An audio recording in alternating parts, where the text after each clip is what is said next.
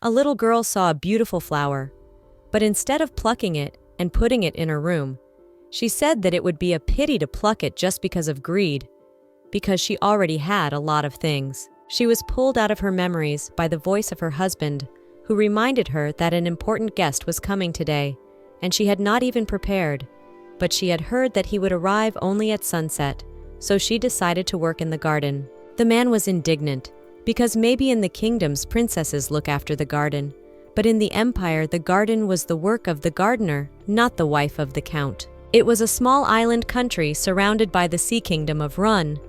This place was always filled with the vibrant energy of the inhabitants and the smiles of children. However, this world disappeared with the invasion of the Eternity Empire.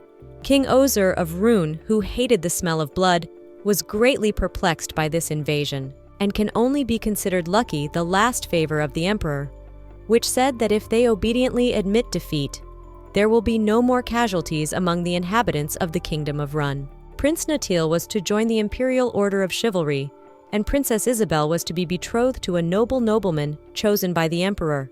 So the prince and princess accepted the offer without wasting time on reflection, and as promised, the inhabitants of the Kingdom of Run no longer shed their blood, and since they had saved so many lives, it should be enough for them. Already during dinner, the Marquis, who was sitting at the table, said that the information related to the Moonstone Treaty was in this report, so Isabel could read it and give her opinion. She remembered that the language of the kingdom and the empire sounded the same, but the writing was different, and even though she had been living in the Count's house for a year, she had never been assigned a home teacher. The whole text was made up of complicated terms, and it was only because she could understand the context that Isabel learned that it said that the balloon mine was producing far fewer moonstones than planned.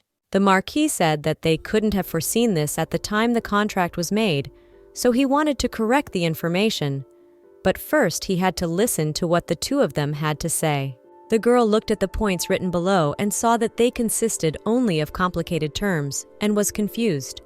But the Marquis apologized, noting that the Countess had difficulty reading the imperial script. Every day, Isabella thought hundreds of times how she could escape from this estate if she were not a princess in their kingdom, and if it were not for the promise given to the emperor. The wound on her cheek had healed and left a scar. Of course, the Earl didn't send her outside either, but she was gradually becoming a recluse herself. One day, the Count said that her brother had died on the battlefield, but the girl could not believe it and screamed with emotion.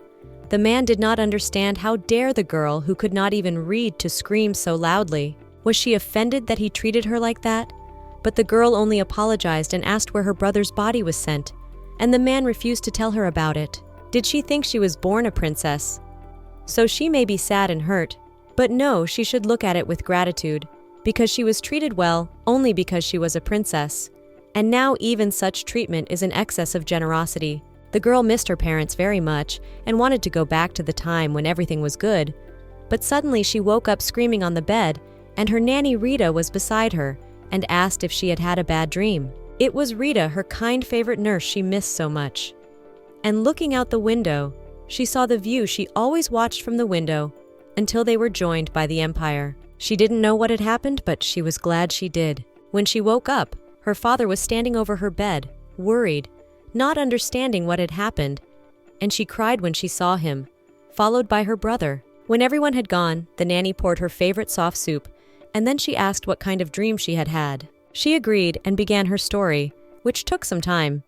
It was as if she had gone back in time, but in fact it seemed like complete nonsense, but Rita believed her unconditionally. When the princess cried for the first time as a child, there was a wind of flower petals, and the petals entered the room as if they were dancing.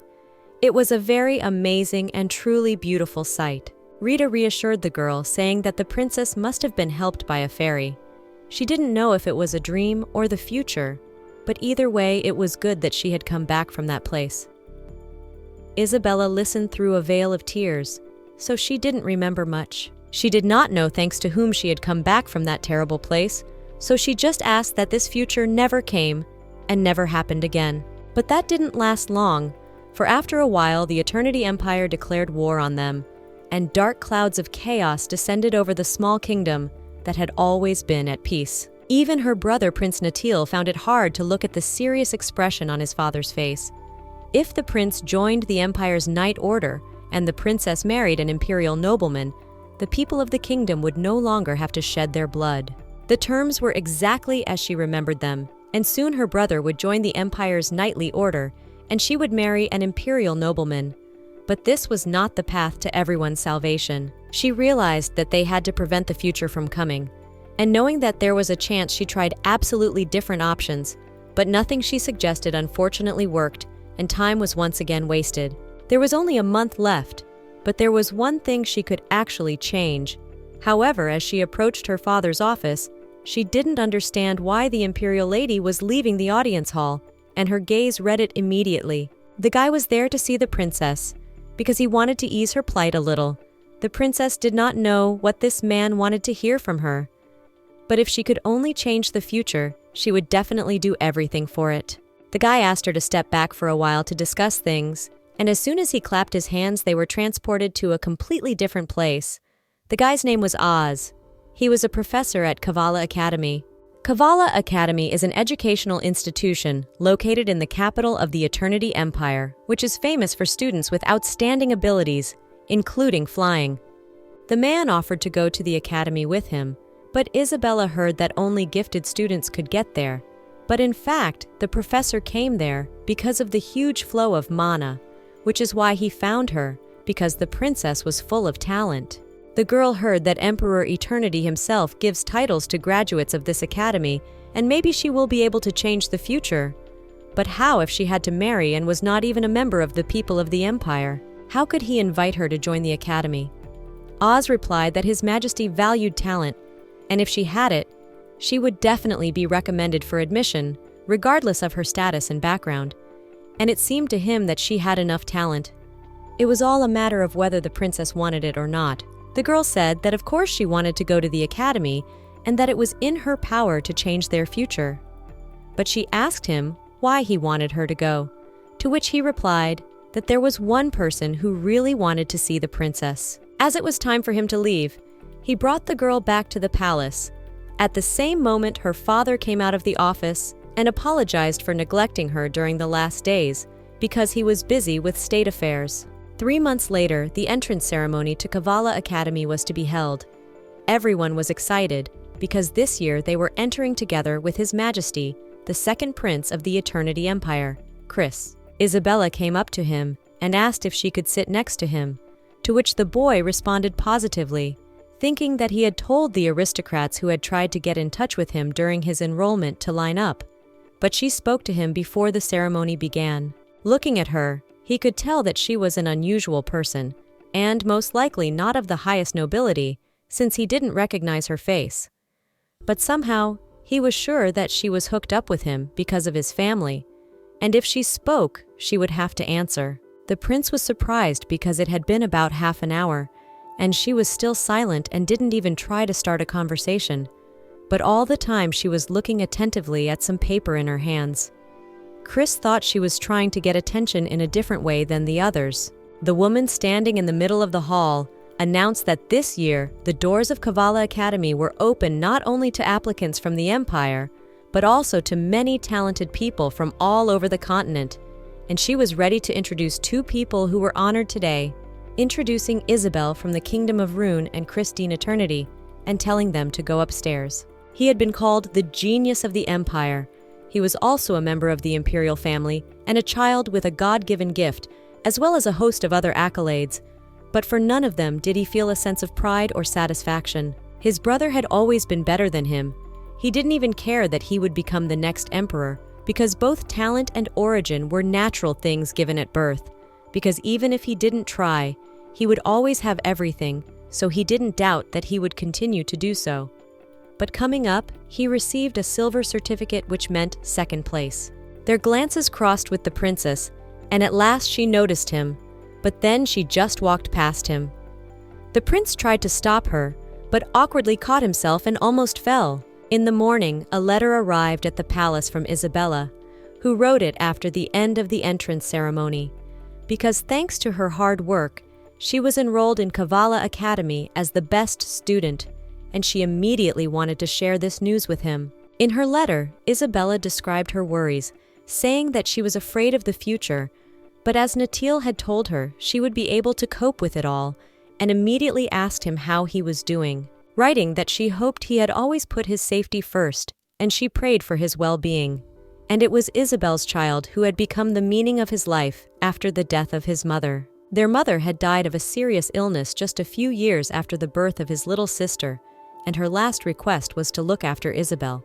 He just wanted to make her happy and keep her safe from all adversity, because when his dear little sister talked about studying abroad, he was both surprised and worried because she had a difficult job ahead of her. And now she was the best student at Kavala Academy, and he hoped their mother was pleased, for he had respected Isabel's will and could not let her suffer, for soon he would be a true knight and could protect her. Isabel was shocked.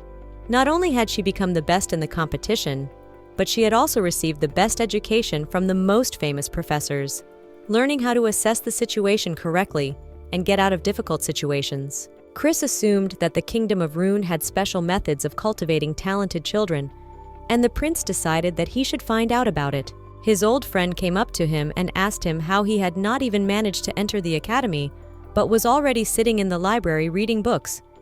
His friend didn't even come to the ceremony, so what was he doing in the library? This guy's name was Esker Mua. He was the owner of the tower and the only son of the great enchanter of the empire. He was also a freshman who attracted enough attention to be friends with him. The catch was that Esker was almost forced into the academy, so he was always ready to run away. And if a relationship in which he could reveal his inner self could be called friendship, then this was his only friend. Esker noticed that the prince was attracted to Princess Rune, for the prince he knew did not like to study, much less read about states, so it was clear that he had not come to the library to study. He explained that she had become the best in the class, and he was in second place, so he was curious. She had memorized the faces of all her classmates and had everything she needed for the class, so she decided to start preparing. Suddenly, Chris came to the library, and he was like someone from another world. She had seen him once before, but it was very different from what he was like now. It was when she became Countess Valon, and among all the members of the imperial family, the Count hated the second prince. According to her husband, he was a very calculating man and equally heartless, capable of throwing away anything and anyone he deemed useless. But in contrast to that, everyone else considered him an ideal who lit up everything around him with his presence. She still remembered that cold gaze that seemed incapable of forgiving the slightest misstep. But now it was as if he was a completely different person, and she tried to figure out how Chris was different from the past. She wondered if the Count might have been lying, but she had seen everything with her own eyes at the ball, or perhaps he was just pretending to be polite.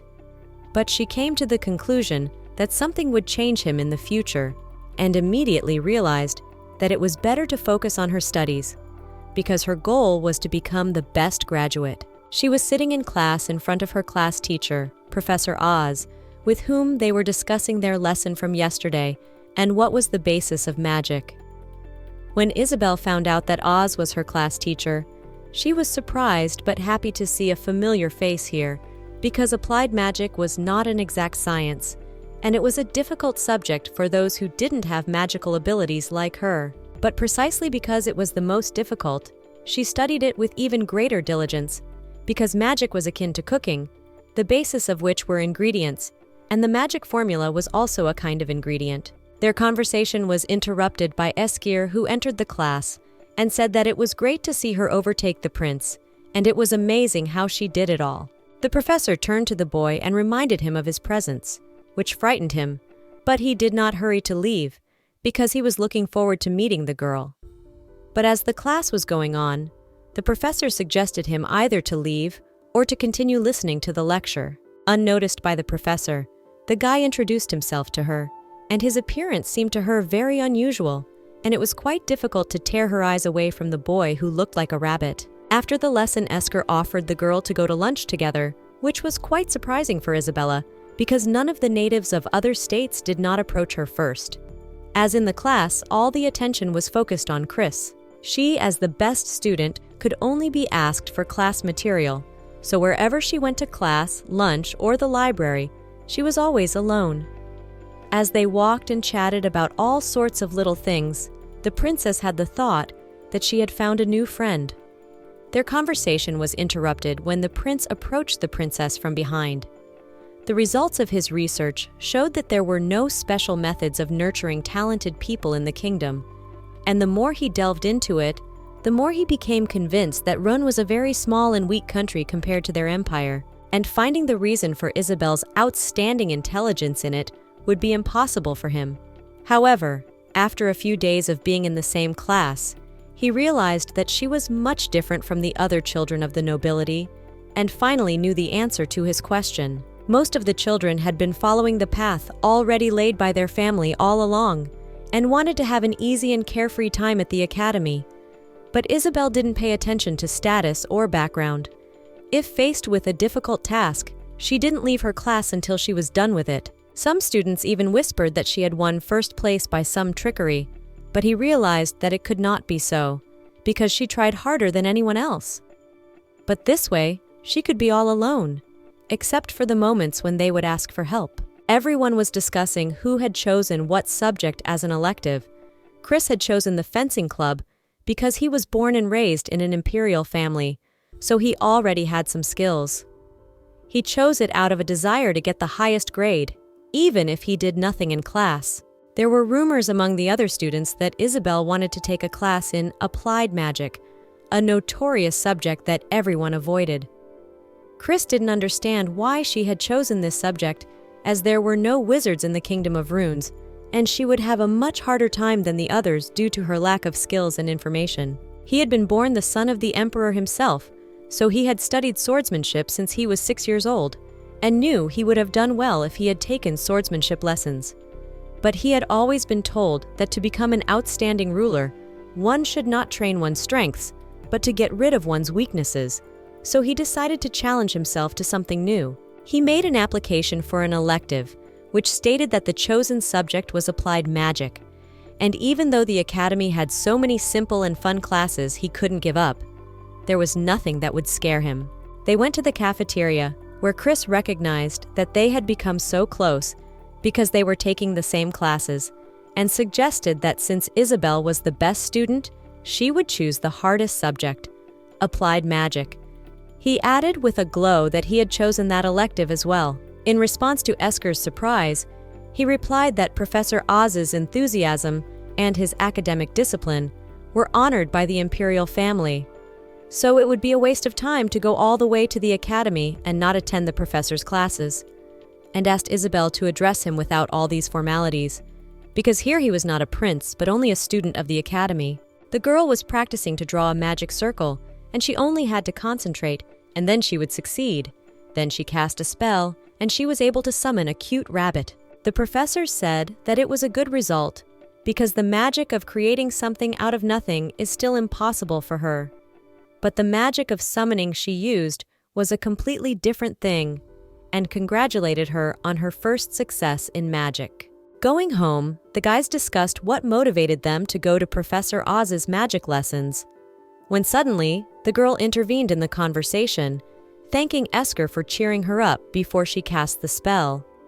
It was very important for her because she was very nervous, but there was something Esker cared about. If a normal mage just used mana, then a mage of higher ranks could sense it. And the great enchanter was able to see it with his own eyes. And even though as the son of a great enchanter, he could see mana since childhood, but the red-colored mana coming from the girl he saw for the first time. Mana obtained from the energy of the world tree is usually blue in color, in the books, although very rarely, but mentioned the existence of red mana. But in fact, he met only blue, and even in the Great Warlock blue. The girl distracted him from his thoughts by saying that when she cast the spell, she had his image stuck in her head. That's why the rabbit looked like a guy, because he was also white and had red eyes. Esker was outraged that he could be compared to a rabbit, and if it was his image, it would be a monster. The girl was worried that she could offend him with it, but luckily everything was fine, and they decided to go to dinner together. A few days later, Professor Oz was surprised, because for the first time he had so many students in his class, and he almost cried in front of the audience because he was so happy. After the lesson, Isabel refused to go to dinner because today's topic was not easy and she needed to consolidate the material, and Esker offered his help. While practicing the new topic, her magic circle and formula were perfect. All she had to do was to cast the spell correctly, but this time she only managed to summon a rabbit, which she was very upset about. After meeting Esker, she realized that he could do it in no time at all, because he was the son of a great sorcerer, and he, like Chris, was known to everyone at the academy. He had a talent for magic and couldn't understand why it was so difficult for her. When he offered to help her with repetition, she noticed that he disliked magic, because Professor Oz liked to use magic so much that he used it to flip through pages, while Esker never used it even in everyday things. She thought so, and she didn't want to force a person to do something he didn't like to do. Esker heard Isabel say that he would just sleep, but she didn't understand. If he was going to sleep, he could go to his room. It was chilly outside. After a few tries, she still couldn't concentrate, but she decided to try again. Esker had a dream in which he had flashbacks of his childhood, when he was told that even at such a young age he was capable of all kinds of magic and was definitely a monster. And when he said he didn't want to be a wizard, his father told him that he would become a wizard no matter what. He woke up in the dark night not realizing how long he had slept. Isabel was there waiting for him to wake up because she wanted to show him something. The princess shared her joy because she finally managed to make a magic contract, but she did not know how. She simply asked the rabbit if he wanted to make a contract with her. Esker smiled, because the magic contract that Isabel used helps to appropriate the summoned living creatures, and it was just a type of magic that requires only a unilateral application of mana. He explained to the girl that the last step in the magic contract was to give the creature a name, which was a kind of agreement that bound the two of them together, because if they didn't give the creature a name, it could run away. The girl got upset and started thinking about what to call it. After some thought, she decided to call it Moo, which was an abbreviation of the guy's last name. And that was because Esker was her first friend at the academy, and the rabbit was the first baby she called. But the more she looked at them, the more she saw the similarities between them. It had been 2 months since the semester had started, and Professor Oz had announced that next week there would be a party for the freshmen, as well as open enrollment for the academic clubs, more information about which they could find on the bulletin board in the hall. The girl read the list and her eyes widened. For there was a gardening club, a fortune-telling club, a needlework club, a theology club, an academic newspaper club, and she couldn't decide where to go because there was so much choice. She told Esker that she couldn't decide which club to go to because at the freshman party, each club recruited new members, which was mandatory if she wanted extra points. Esker said that since her mana color was rather unique, the best place would be the magic club.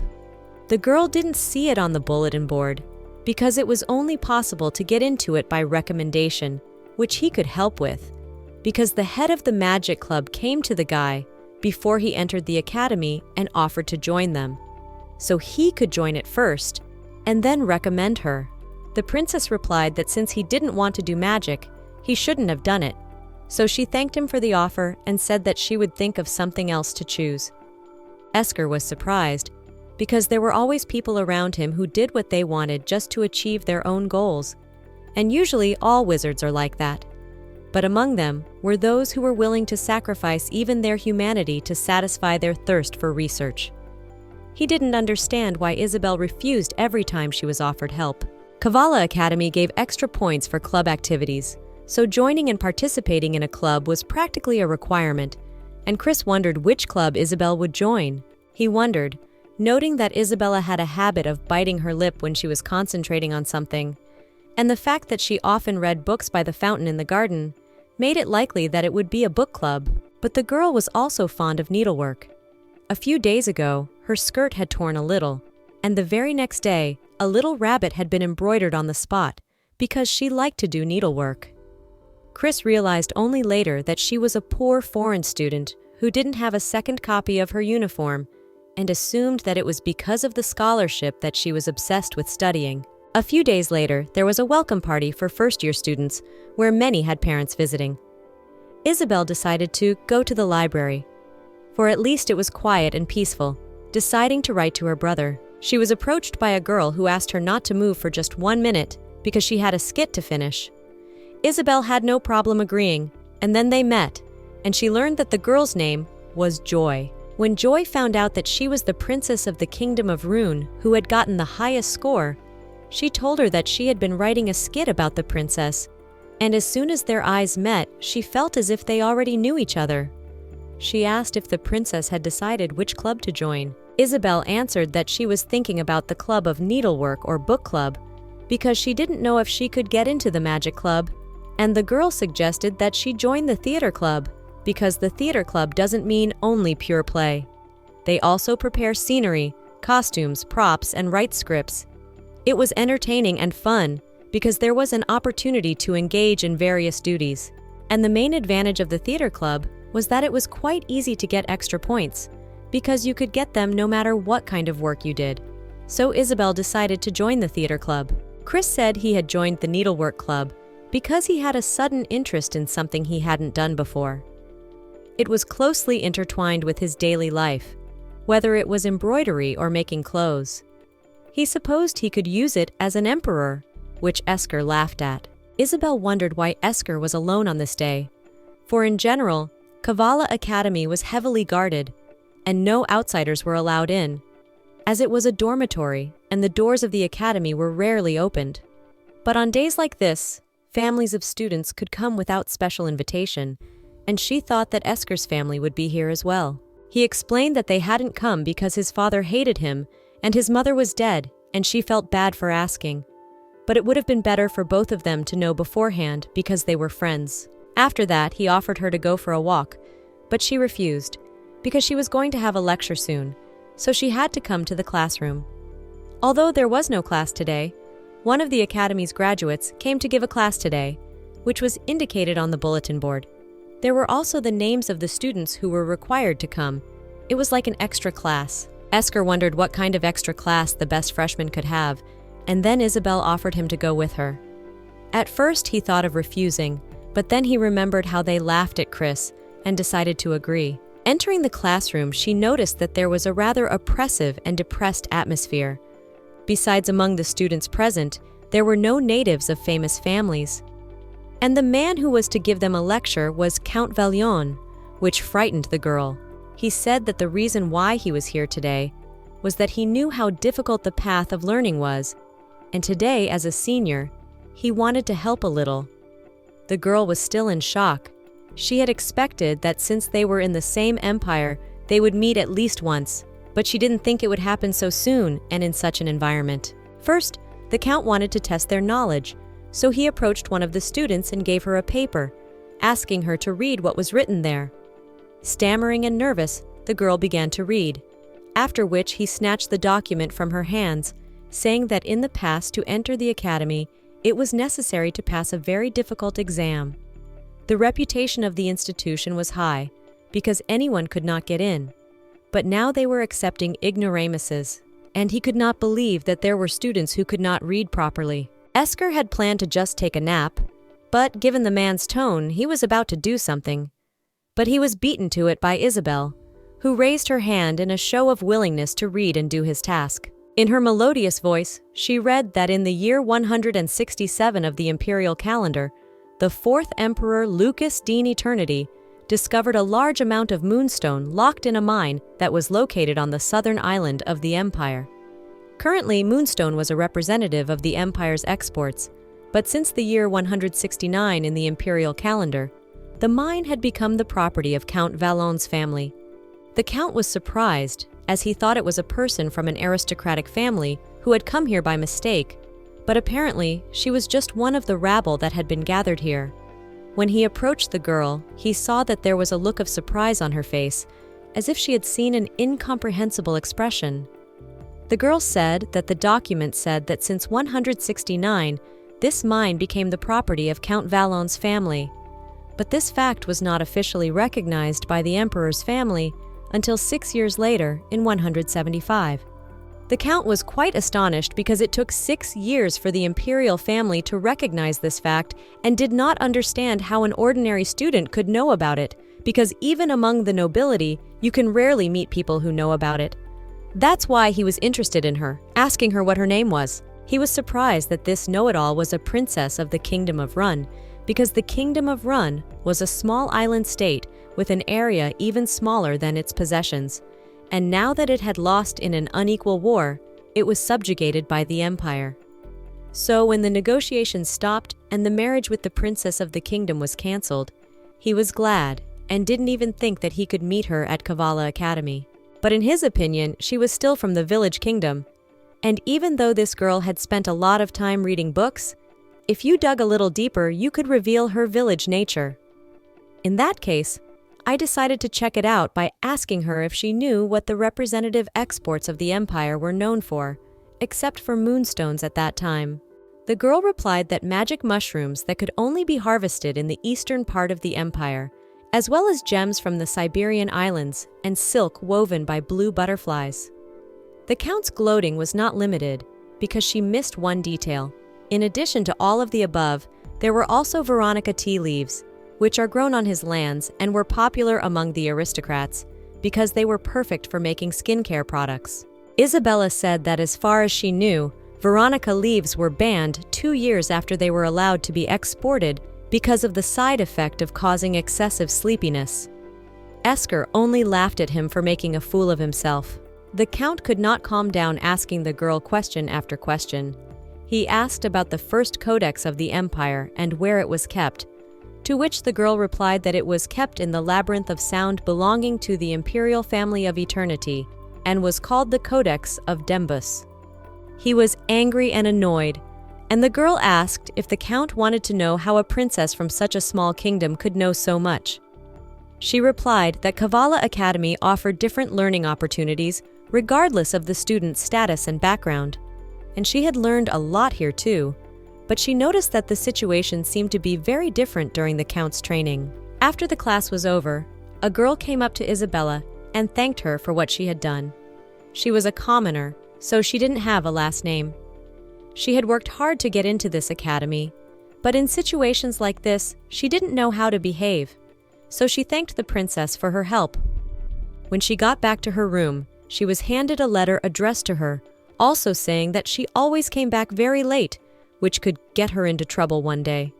The letter was from her brother, and he was glad things had worked out well for her. He told her that there was a time when he had endured training from General Cassell, who was called the Black Panther of the Runes, and compared to that time, the current training was nothing. He asked if Isabella would come to the training base during the summer vacation, and he promised that he would be sure to prepare for this meeting and look forward to it. Natil wanted her to share any difficulties or worries she had with him, and to remember that he was always there for Isabella, because they were under the same sky. He was very proud of her and wished only happiness. She wanted to tell him about what had happened today, because frankly, she felt a little lonely when she was watching the other families. But it was all right now, because she knew that no matter how far apart they were, their hearts were united. The next day she woke up much earlier than usual, because in the afternoon, there would be a world history class that she should prepare for in advance. In the hallway she met Chris, who coincidentally woke up earlier than usual. Wherever Chris went, people always tried to talk to him, so he didn't know how to start a conversation with a person, because he never had to ask what his interlocutor was thinking. It was only with Isabel that he had had such difficulty. If you think about it, she wasn't interested in his status or in him from the very beginning, which even hurt him a little. Suddenly, the girl asked him if he had been worried about anything the last few days, and he was glad that she was worried about him, because Isabel was the first in the academy, and it was impossible that she wasn't interested in the prince who was in second place behind her. She said it was never easy for a prince of an empire, but Isabel was also a princess of her kingdom, and should be aware of the weight of power, so they had something in common. When he replied that he had no difficulties or worries, the girl asked who was bothering him then.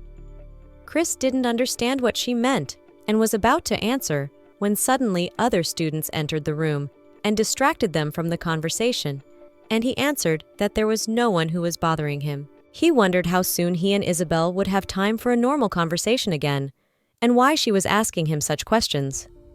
Probably just because they had similar statuses. Isabel was glad that the other students had come and was surprised at how straightforward and soft Chris was now. For the prince she had seen before was a different person. And now it was obvious that he was a good friend, though she had thought that friendship was an act, and now she realized that it was not. But then she wondered what could have changed Chris so much in the future. Besides, it seemed to her that there was someone who was bothering him so much. Though Chris denied her assumption, he hesitated a lot before answering, and she thought that if she got close to him, she could find out the reason. The first lesson of the afternoon was scheduled for world history. Since there was a lot of information in world history, she had to consolidate everything thoroughly. In the center of the continent, there is a world tree. Around this tree, there are many kingdoms, and among all of them, only eternity has the right to be called an empire.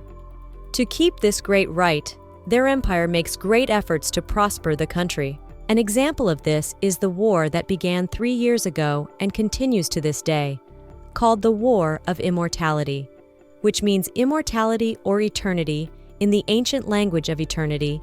The current emperor gave it such a name because the immortality of the empire does not mean the destruction of other countries, but is equivalent to the immortality of the continent.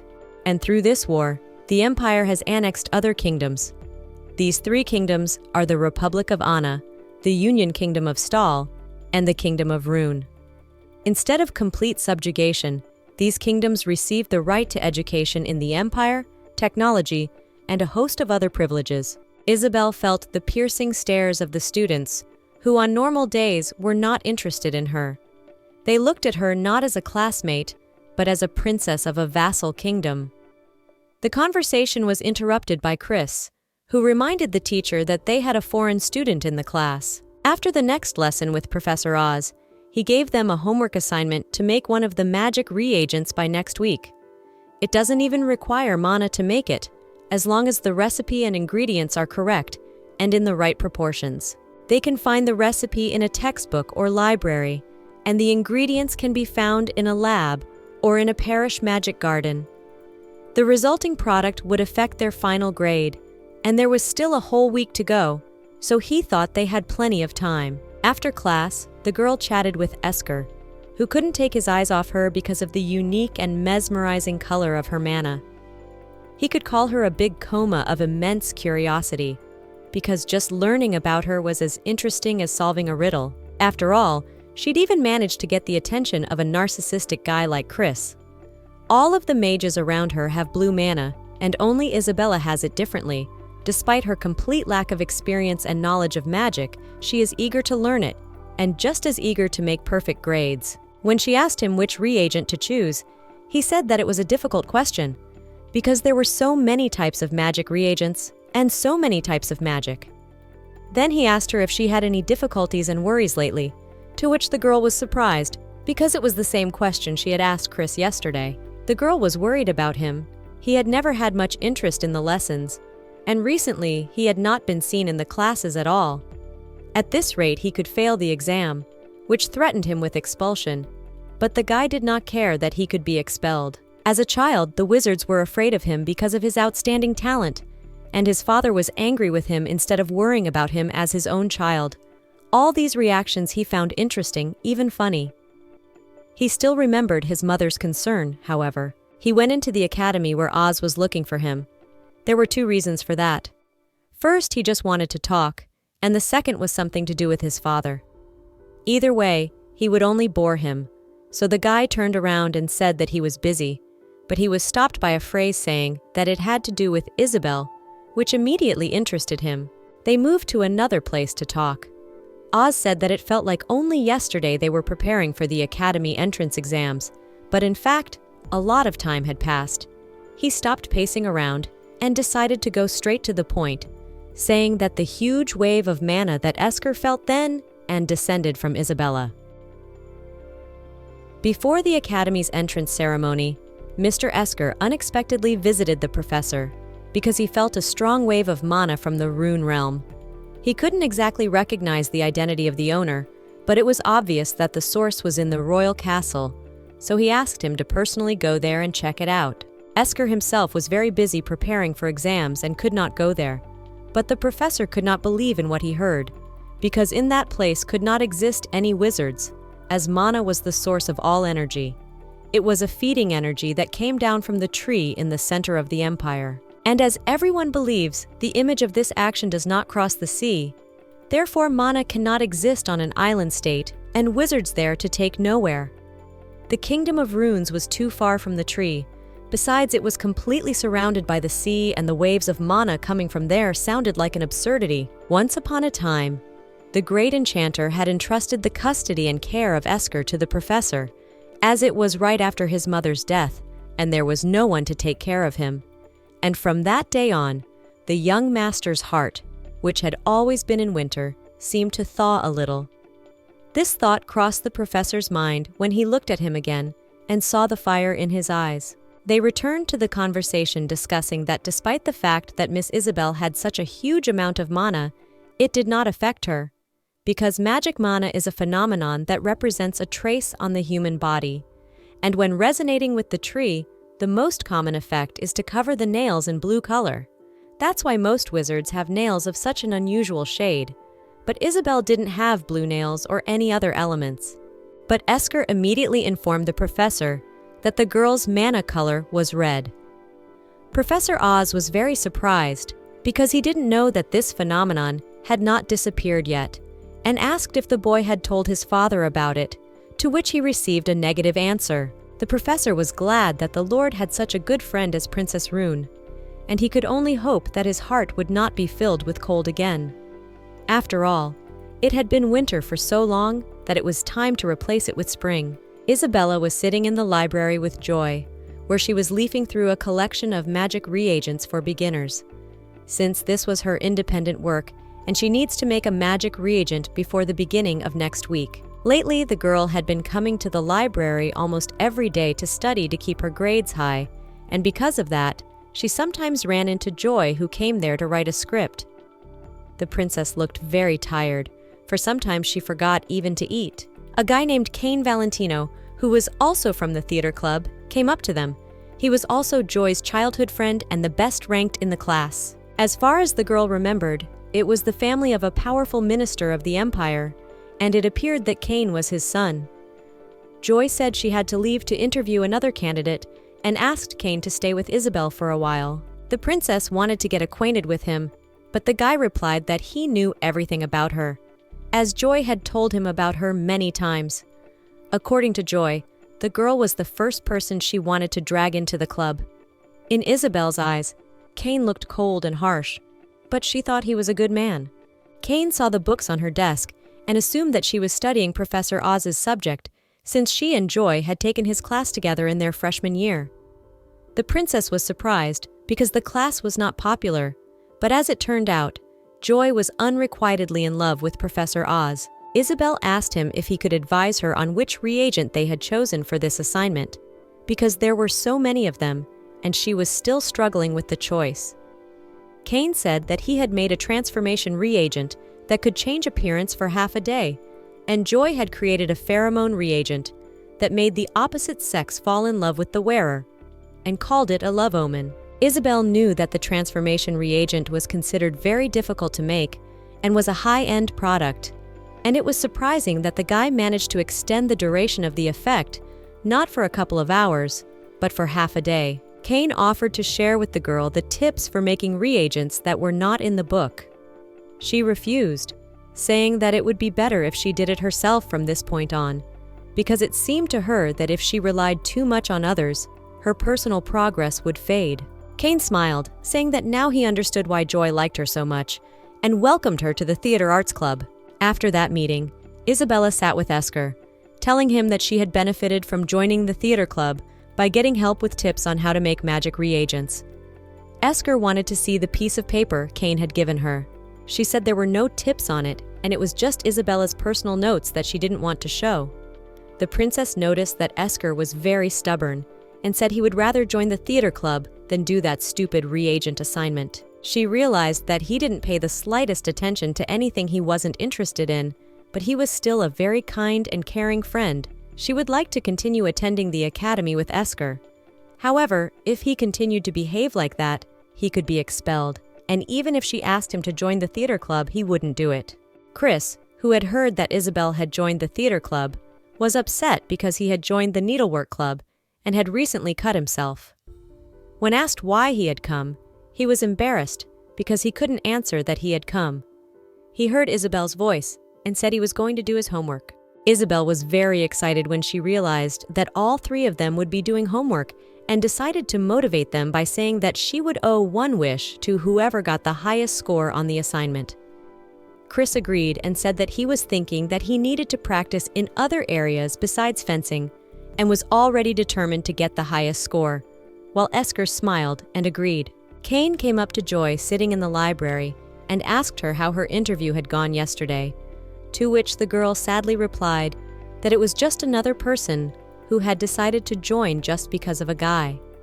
She asked what Kane and Isabel had talked about yesterday. He told them that the princess had been given the same assignment to make reagents as they once had, and when he wanted to offer her his help and advice on making them. She replied that she wanted to do it all herself, which he actually liked about Isabel, for it was easy to see honest and upright traits in her. Esker, meanwhile, was just lying there remembering that he and Chris had met when they were children. Suddenly, he was pulled out of his memories by the voice of Chris, who wanted to talk to him about something, to which Esker rudely replied to tell him why he had come, because he had to observe the time of afternoon nap. Chris tried to keep his temper and just tolerate, because if it were anyone else, he would have been in custody a long time ago. But when Esker stood in front of him, it was a different matter, for he and Esker had been close since childhood, thanks to the long friendship of their fathers, and he did not want to quarrel and accuse his friend whom he had known for so long. Besides, Esker was a member of the Tower of Mages, so it was not reasonable to treat him carelessly. After all, the Tower of Mages gathered only the brightest geniuses of magic, and although the tower lags behind other groups in terms of wealth, but in the matter of power, no one is not even close to them, and in absolutely every war their mages made the greatest contribution. Initially, the Tower of Mages was neutral and did not want to join the Empire, but for 100 years, the Empire of Eternity has been fully covering the costs of the magical research of the Tower of Mages, as well as providing them with the necessary manpower and resources. So the Emperor and the head of the Tower of Mages began to cooperate with each other, and since then the Empire has gained a fighting power that no other kingdom can match. For this reason, the successive emperors tried to maintain a close relationship with the Mage Tower, and unless there was an unexpected change, Esker, that lazy guy with the cloud on his head, would be the next head of the Mage Tower. And they began to discuss the reagent assignment, for they were both interested in Isabel's proposal. As it turned out, Esker had finished his reagent long ago, and Chris needed a small strand of Esker's hair as the final ingredient for his reagent. This was all due to the fact that Esker was the son of the great enchanter of the Empire and an outstanding wizard, and just one tiny strand of his hair could increase the quality of the resulting reagent several times because of the huge mana content. For the sake of this task, he tried preparing the reagent several times but failed miserably, and he was left with only this. Unexpectedly, the guy agreed, saying that only if he answered his question if he liked Isabel. Isabel, in the meantime, was busy making her reagent, and she was lucky enough to find the best ratio of ingredients within the time limit. She was very interested in what kind of reagent Esker made, because whatever he chose, she was sure he would have a good final result. At the same time, the owner of the Dalf Mage Tower, Dalf Mua, received an interesting report from Professor Oz. Although he knew that the Princess of the Kingdom of Rune was endowed with a large amount of mana.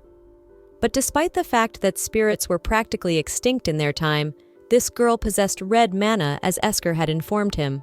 He assumed that the young lord was quite close to Miss Isabel, which was very surprising, since even His Highness the Prince took a long time to get any attention from Esker. Esker had told him a long time ago that people called him a monster when he used magic, and if he didn't use it, he would be considered useless. He didn't know what to do because he was confused, so he decided to just do nothing. If someone was unhappy, then his father should have another son who would be better than him. The next day, Professor Oz was happy that all the students had turned in their assignments on time, so he was happy to give them all grades. Isabel was very worried because there were rumors that the professor underestimates grades, and was very happy when she saw hers. She wanted to ask what grade Esker had gotten, but as soon as the lesson was over, he was with Chris, but they couldn't go far because the professor had called him somewhere, and he wouldn't be free for a while.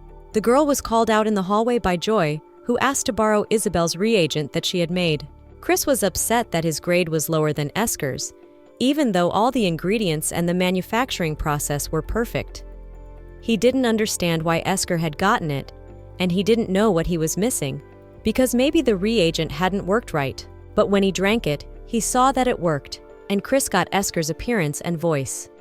The reagent itself lasts about half a day, but if you add the perfect crafting technique and Esker's Manu, at worst he could stay in this body for days. Since he had added a strand of Esker's hair to the reagent, he could only use it to destroy the charms faster, so he went to find him as soon as possible.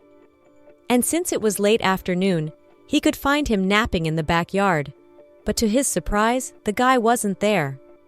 Suddenly, he was met by Isabel, who mistook him for the real Esker and offered to have lunch with him, to which he agreed. She told him that the professor gave her reagent the highest grade, although she was very worried that he might underestimate her grade. She also noticed that Esker was acting very unusual. He didn't eat his favorite snacks and was very silent, even though it was usually the other way around, and he even started treating her differently. Chris was upset about why Esker was so close to Isabel, but Princess Leisha thought that maybe he was overworked from working on the reagent. She told him that she had a brother, and as a child when she was having a hard time, her brother had always lent her his shoulder, and Esker could lean on her too if he was feeling the strain. It was the first time he'd ever leaned on someone's shoulder, something that had never occurred to him before. But for some reason, Isabel had made him think of wanting to. Perhaps it was because she smelled very good, like the smell of grass after a rainstorm, or the light scent of wildflowers, which was very relaxing. The girl said that she understood him very well, because she too had many times thought that she had no strength and wanted to give up everything. But hard work was all she could do, and she could do nothing else, so it was hard for her to imagine anything else. The girl noticed that he was saying a lot of things that were not typical for him, and said that her dream was to graduate from the academy as the best graduate. If she succeeded, she would get the title of Queen of her country and become a full ruler of the Kingdom of Run and could live with her family again as before. Chris. Seeing such honesty and seriousness, Isabel for the first time was able to admit his defeat, because in fact, even during the admission ceremony, he already knew that he had lost to her. But then he didn't have the courage to admit it, so when Esker asked if he liked Isabel, he couldn't answer that question so easily. And then, the girl asked what grade he got for doing the reagent, but suddenly there was a real Esker who was angry. Isabel was surprised that there were two Eskers. Joy had added Isabel's reagent to Professor Oz's favorite pumpkin juice, and now her pumpkin love juice was ready. She wanted to make the reagent herself, but the result she got was dangerous, and there could be trouble if the incident happened again. She went to the lab where the professor was supposed to be and pretended to have a question about his subject. And when she got the answer, she'd give him pumpkin juice as a thank you. She was walking through the park and suddenly heard a familiar voice. So she walked over and saw two Eskers asking Isabel what was going on. Chris tried to explain to Esker that it was a misunderstanding, but saw the look on his face that meant he was up to something terrible. Esker didn't understand what misunderstanding there could be, if his old friend had tricked Isabel into pretending to be him. And then he used magic to splash some of the pumpkin juice on Chris, who couldn't stand him, and he immediately turned into himself. Isabel was amazed because she had been talking to Chris the whole time. Joy said that Chris had to close his eyes before he looked at someone else, because Isabel's love reagent had been added to the juice, but it was too late. Chris later revealed that his reagent scored lower than Esker's, which just didn't make sense, so he thought maybe it just didn't have an effect, and drank it. And when it worked, he accidentally ran into Isabel looking like that, but he was actually looking for it. Isabel asked Esker if Esker could crack Chris like he had just done with the transformation reagent, To which the guy replied that he could only do it because there was a strand of his hair in that reagent. Esker couldn't take it anymore, and with the help of magic, he disappeared from there. Isabel thought about asking Professor Oz for help, but Joy panicked, because if the professor knew about the incident a second time, he might despise her. But that wasn't what she wanted. She wanted to hear him call her not Miss Joy, but just Joy. Isabel reassured her by saying that Esker didn't like crowded places, so even if Chris went looking for him, he wouldn't go anywhere where anyone could see him. Besides, it was the weekend soon, so this situation shouldn't cause a big commotion. And besides, she and Esker were to blame for it, so they would try to find a way out of it together. After a while, the girls finished with the preparation of the new reagent, and in time met Chris in the corridor, who was looking for Esker, but he was hiding from him wherever he could. They passed on his behalf for the guy cookies, which were with the neutralizing reagent that they had just prepared. At first, Chris didn't believe that Esker could do such a thing, but soon he agreed to try it. The girls were waiting for the effect of the neutralizer, but apparently it did not work, because the guy realized that the cookies were not made by Esker, and said that from now on, he would keep his distance from Isabel. The girls concluded that Chris had already tasted Esker's cookies. They wondered why it didn't work, because Isabel had made the cookies, and they had fed Chris the neutralizing reagent 3 times, but each time it had no effect, and so far they didn't know what they were missing. Isabel suggested they ask Cain for help, and gave him a list of all the ingredients and the ratio of the pheromone reagent she had made. She said that they had made the neutralizing reagents according to the standard recipe, but there was no effect, and she didn't understand what the problem was. Cain told her that in magic reagents, it was the effectiveness that mattered, but also the duration of the effect. The recipe she was using was much stronger than the usual pheromone reagent. The difference was the evening primrose she was adding, which increased the duration of the reagent's effect. And if she wanted to remove this effect, the roots of this plant in its prime should be used when making a neutralizing agent. So it was imperative that Isabel bring evening primrose root in full bloom and that it be fresh. Joy wanted to help, but since choosing good ingredients was a difficult task, it was easy to mess up. Isabel went to Esker and told him that she had made the neutralizing reagent, and that she had come to him because it would be easier for him to make it for Chris.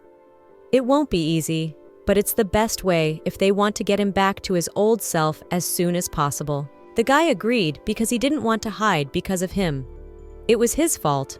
But more than anything, he wanted to see the prince's confusion when the spell was broken, because he shouldn't suffer alone in this situation.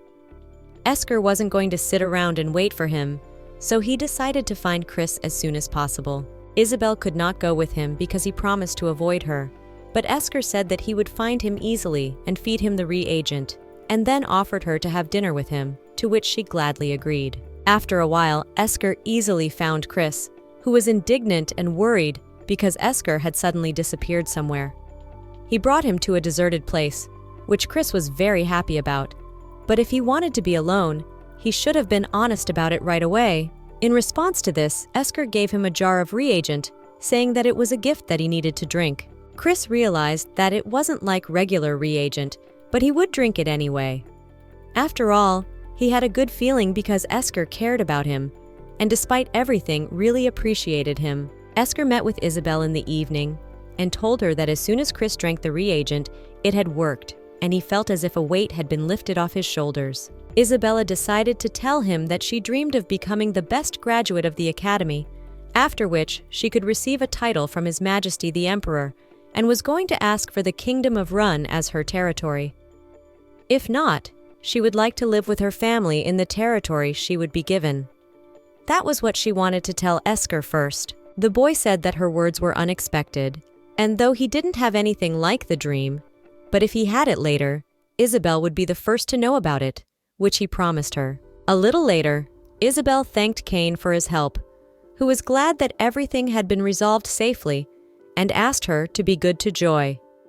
What would be enough? Cain and Joy have been friends since childhood, who spent a lot of time together, so he thought they would walk hand in hand in the future, but that was just his purest delusion. His friend Joy loves singing and acting much more than studying, and if she wasn't doing something she liked, she was bored with it.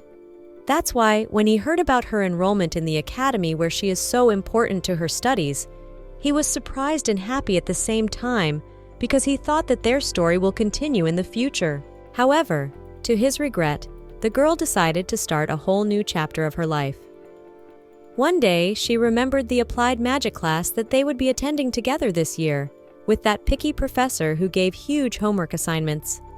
Joy had made a magic reagent to turn in as homework, but before turning it in, she'd want to make sure she did all good. Cain wondered why she was studying so hard, because he knew her better than anyone, so he couldn't help but guess the real reason for her eagerness. And since she had a very sly expression on her face, it was strange for him to pretend that he didn't guess anything. And when she told him about the pheromone reagent, he decided to drink it without any questions, because it was the fastest and most effective way to test the effectiveness and quality of the reagent. As soon as he drank it, the guy stopped talking. The girl thought that the reagent didn't work and wanted to bring him a neutralizer. But Cain asked her not to leave and told her that he liked her a lot and had liked her for a long time. Joy didn't know what to say, and as they were convinced of the effectiveness of the reagent, she quickly left. Then Cain picked up the recipe sheet and noticed that she had gotten the combination wrong, so the reagent had no effect, which meant that she had no ability in that area, just as he had no talent for honestly confessing his feelings to someone he liked. Now she remembered the incident, but it was strange that the reagent hadn't worked on the professor since it had had a good effect in the initial tests. She assumed that the effectiveness of the reagent had weathered over time, since she'd been deciding whether to give it to the professor for a long time. But the guy knew he'd never tell her why it hadn't worked. Finally, summer came, and Isabel walked happily, thinking that since she had returned the books, she could send letters to her brother and father on her way back to the dormitory. Then she had to find some cold water for Mu, for she thought he couldn't stand the heat either. Suddenly, she was stopped in the hallway by a man who introduced himself and said that he was Dalf Mua, the Grand Wizard and Master of the Tower of Mages, and also Esker's father. The girl thought he had come to meet his son, but it turned out he was looking for her.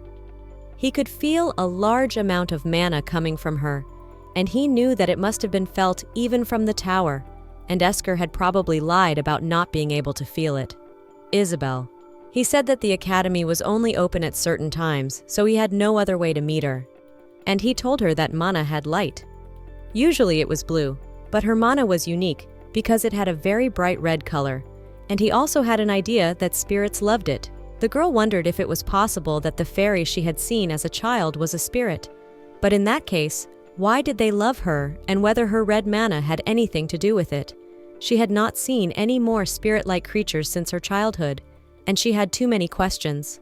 The man went on to say that he had heard that he and Esker were close, so he could assume that Isabel had a certain affection for him, and said that Esker was very different from ordinary people. Isabel knew this, for he had hair as white as clouds, and eyes as clear as rubies, and a great talent for magic that few people of that age possess. He was also unique in his sarcastic demeanor. Dalf had already said that Esker was a flawed child, and as a father, he had no other way out, because he had made him born that way. He was talented to the extent that he had a lot of problems, and even when he lived in the Mage Tower, he caused trouble on a daily basis. Even famous wizards were afraid of him, but Isabel interrupted him, forbidding him to talk about the guy like that, saying that at least she wasn't afraid of Esker, for everyone like her had their flaws, and the man had his own flaw, a lack of fatherly love for his child. She realized that all the fathers in the world were as loving and caring as hers, but no father would abandon his child while calling it inferior and leaving it to live with it. Dalf said it was time for him to leave. Isabel didn't understand why he was looking for her and what he wanted to talk about, and she didn't understand if he would just leave without seeing his son. As it turned out later, the reason he had come to see her was curiosity. As a child, Esker had been treated differently and feared, but he couldn't understand them. And the man he truly believed to be the strongest in the Tower of Mages was not him. nor his father. The only one who cared for him properly was his mother, Diana. As soon as the man disappeared, Esker himself appeared in front of Isabel, and she asked fearfully how long he had been here. The boy thought about the fact that he had cast many spells to hide Isabel from her father, but he had simply forgotten that the man had minions at the academy. After he learned of this, he went straight to the professor, who considered it his job to report to his father about everything to do with the boy, for he knew how terrible the master was in anger. Suddenly, he felt the mana of Isabel and his father coming from the park, for not even a wizard could feel that overflowing red mana. That was why he didn't want anyone to see her special color before he did, or he was just afraid that Isabel would address him in a special way. At any rate, he didn't want her dating his father, but whichever way you looked at it, his thoughts about the girl were wrong. After he had heard their conversation, he told Isabel that it was very important to him that she was not afraid of him, and thanked her for that, and suggested that they go for a walk. But the girl refused, because she had to go back to the dormitory, as she had to write a letter for her brother and father. The boy offered to walk her to the dormitory, giving her his hand. Isabel was in a panic, because in the Kingdom of Runes, it was forbidden to have physical contact with a person they were not married to. But the boy reassured her by saying that they were in the Empire, and it was allowed for friends to hold hands. He then reminded her that she was the one who had first offered him a shoulder to lean on, and she agreed, and they went to the dormitory before it got dark.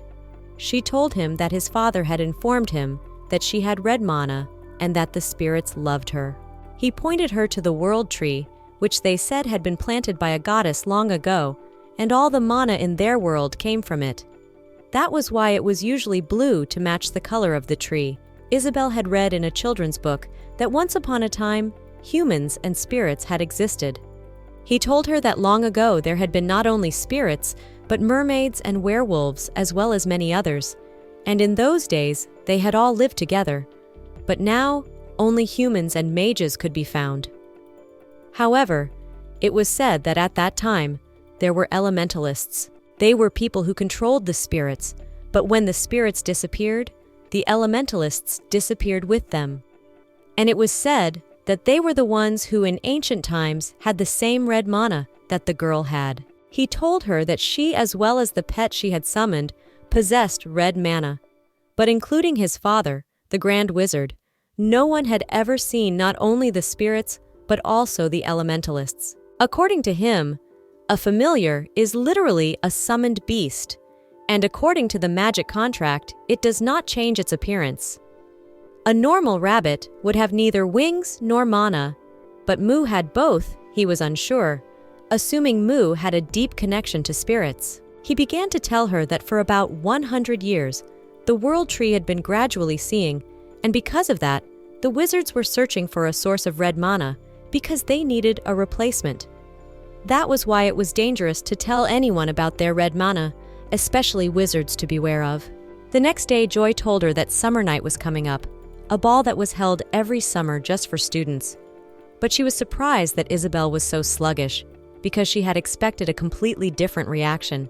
She reported that most of the students were competing at this ball, for among the girls they were looking to see who would come in the prettier dress, or with the prettier partner. Among the guys, they were also looking at the beauty of the costumes and escorts. And everyone was worried about how they would demonstrate their status abilities. The point was that this was an important event before which the guys and girls should gain strength. So many thought that this event was much more important than the fall festival. Isabel asked if that meant that there would be no classes that day, because she had to plan ahead to prepare and repeat lessons. Joy said that no matter how good she was, she should think about a prom date beforehand, and whether she had someone she wanted to go with. Isabel immediately thought of Esker, but said there was no such person. At the same time, Chris went to his father's palace, because the king wanted to visit the academy in person. But it was a very difficult process, so Chris was able to get out of the academy for the first time in a long time. The king asked if he had no problems in his studies, if he could beat the princess of the kingdom of Run and take the first place in the class. And then the king saw his son stutter for the first time. The main reason for marrying the princess of the Rune Kingdom to an aristocrat of the empire was that it would make her an equal member of the empire. However, after entering Kavala Academy, all students automatically became citizens of the empire. When the professor informed him that the girl possessed a huge amount of mana, they thought it was worth channeling it for the good of the empire, and felt obligated to grant permission for her to study at the academy. But no one could think that this princess would be able to surpass his smart son and take the first place in terms of academic performance, which meant that the king's judgment about her was correct. Chris said that after entering the academy, he realized that not everything in this world goes as expected, which was not like him. And he asked his father if His Majesty personally gave the best graduate of Kavala Academy a status without questioning his rights and status, did it also apply to people from the countries under the empire? The king replied that yes, because he believed that their empire existed today, because up to this day, they had and still do collect all the outstanding talents regardless of their origin. So if such a talented person graduated with honors from Kavala Academy, it gave him enough right to get a title. The emperor had suggested that Chris take Esker to the imperial ball. It was because of his sister Lena, for whose sake he should try a little harder. Chris said he would try to invite him, but Esker wouldn't come to the ball just because of Lena. The king, on the other hand, asked what about Chris, and if the day of the imperial ball would overlap with the date of the academy's summer night. And if it would, he could go there instead. He expected Chris to reply that as a member of the imperial family, he should put all events first, but he also replied that he would give his answer about participating in the imperial floor a little later after he thought it over. When Chris left his father's office, his sister, the third princess of the Eternity Empire, Catalina Dean Eternity, whom he hadn't seen for a long time, rushed over to him. Lena had been following Esker around since she was a little girl, begging His Majesty to marry her off since the girl was 10 years old. She asked Chris if he would bring Esker with him, and when he told her that the boy would probably refuse, the girl was very upset because it was her debut ball on her 15th birthday, and she had specially ordered a snow-white dress that Esker would love. Chris realized that her debut ball was just around the corner, but in fact his sister was still an immature child, Isabel acting like an adult in comparison. He told his sister that he would probably be busy at the academy and would not be able to take part in the imperial floor, so there would be no Esker. But in return, he was willing to give her anything she wanted, so as not to upset her. The girl was happy and said that in that case she would like a necklace with fairy stones. Despite the fact that they are cheap, she chose them, because now they are in fashion among aristocrats, and they say that if you wear a necklace with fairy stones, then love will definitely work out. The value of a fairy stone as an accessory is quite low, must be such. Tricks is the ulterior motive of traders trying to sell it somehow. If love affairs are starting to get better thanks to such a cheap necklace, then why does unrequited love still exist in this world? And why does his heart ache so suddenly? His sister had actually heard something about these stones too. She had heard that when Westiana wore the necklace of magic stones, that night she received a bouquet of flowers from the man she was unrequitedly in love with. Chris wondered if the power of the necklace would work if it was worn by a man. Anyway, the stones were cheap, and he could use 2 of them. Isabel at the same time was told that her parcel had finally arrived, and she rejoiced because her dress had arrived. A few days ago, she had applied to leave the academy to prepare for the summer night, but she was told that many students had already applied, and she would have to wait a long time to get her permission. Time was running out, so in the end she decided to make a dress by sending a request to the atelier. She had ordered the dress from a place she didn't know, but it gave her a thrill and excitement. On the way, she wondered if it was made exactly as she had drawn it in her imagination, and didn't know what to do if it didn't fit. If they had to make adjustments, would they be able to finish the work before the summer night? The girl was walking in her thoughts, but then she heard a voice coming from nowhere calling her. She definitely heard it, but for some reason she didn't see anyone. Then she saw a third Esker sitting on a bench, who said that if she saw anything strange, she should let him know, because he would quickly find a suspect and make a roast out of him. Perhaps that voice had something to do with what she and the guy had talked about last time. But until she was completely sure, she decided not to broach the subject. Esker noticed the package in her hands, and when the girl explained that it was her dress for the summer night, He was surprised, because he didn't think that such an annoying event would be organized again. However, given that he didn't know about the event, Isabel assumed that he didn't have a partner, and wondered if she would burden him if she asked him to be her partner. For now, however, she tried to change the subject by explaining that participation was only mandatory if there was no pressing business to attend to, but she was a little nervous because she hadn't been able to find a partner yet. There wasn't much time left before the event and everyone should be finding partners by now. Thinking about it, she suddenly thought of Chris. The prince from the fairy tales she read as a child was a handsome man with golden hair and blue eyes. But the prince she knows, this is her loving brother who has red hair and green eyes. When asked what the Esker was going to do about finding a partner, the guy replied that he didn't need one since he wasn't going to a summer night anyway. The girl was a little upset, but in this case decided to still offer him, because even if she gets a refusal, we'll try not to regret anything. So if he was okay with it, she offered to be her partner, and reassured herself that even if he rejected her, it was really Esker. To her surprise, he smilingly agreed, and she was glad she had the courage to ask him after all. Even though it was summer outside, their hands were cold because for a while she couldn't separate them. On a summer night, Isabel put on her dress. Even though she had tried it on yesterday, she was still a little confused. The last thing she had left to do was add one last detail, a white rose hair ornament, a piece of her late mother's. She had heard that it was the first thing her father had given her mother. She turned to her pet, asking if he liked the way she looked in that dress. If he thought it suited her, then she was completely at ease. What she didn't immediately notice, however, was that, as it turned out, her familiar nodded in response to her question. That same evening in the ballroom of the academy, the girls were discussing Chris, who was passing by and thought that he would definitely go to the Imperial Ball. They asked him if he had found a partner, but the guy replied that today he came alone and without a date. Although many young ladies had invited him, he was very grateful, all of them noble, beautiful ladies, but he could not choose just one of them. In fact, he realized that if he chose only one girl, the others, blinded by jealousy and envy, would mock her. That's why he came alone. Everyone knows he's without a partner anyway, obviously not because he couldn't find one. Even though he had the one he would like to have by his side, it couldn't be helped, and he hoped his necklace with the fairy stones didn't catch anyone's eye. Isabel met up with Joy at the event, and the girl noticed that the dress itself looked simple, but the fact that Isabel had worn it made it look much more elegant. Usually she only saw her maturity, but today she saw elegance, and the reason for that was probably her innate grace, which would be with her even if Isabel didn't dress up. After all, elegance is not something that can be imitated by ordinary aristocrats. The level of the royal family members is different from everyone else, and creativity is off the charts. Joy was thinking about who she was going to be with, Prince Chris or Esker, and she chose Esker. They noticed Kane standing next to them. His goal is to become a member of the Tower of Mages after graduation from the academy, and he is also very interested in magic, so he seems to like talking to Esker. After a few moments, Isabel and Kane were left alone as Esker and Joy ran off to the buffet table.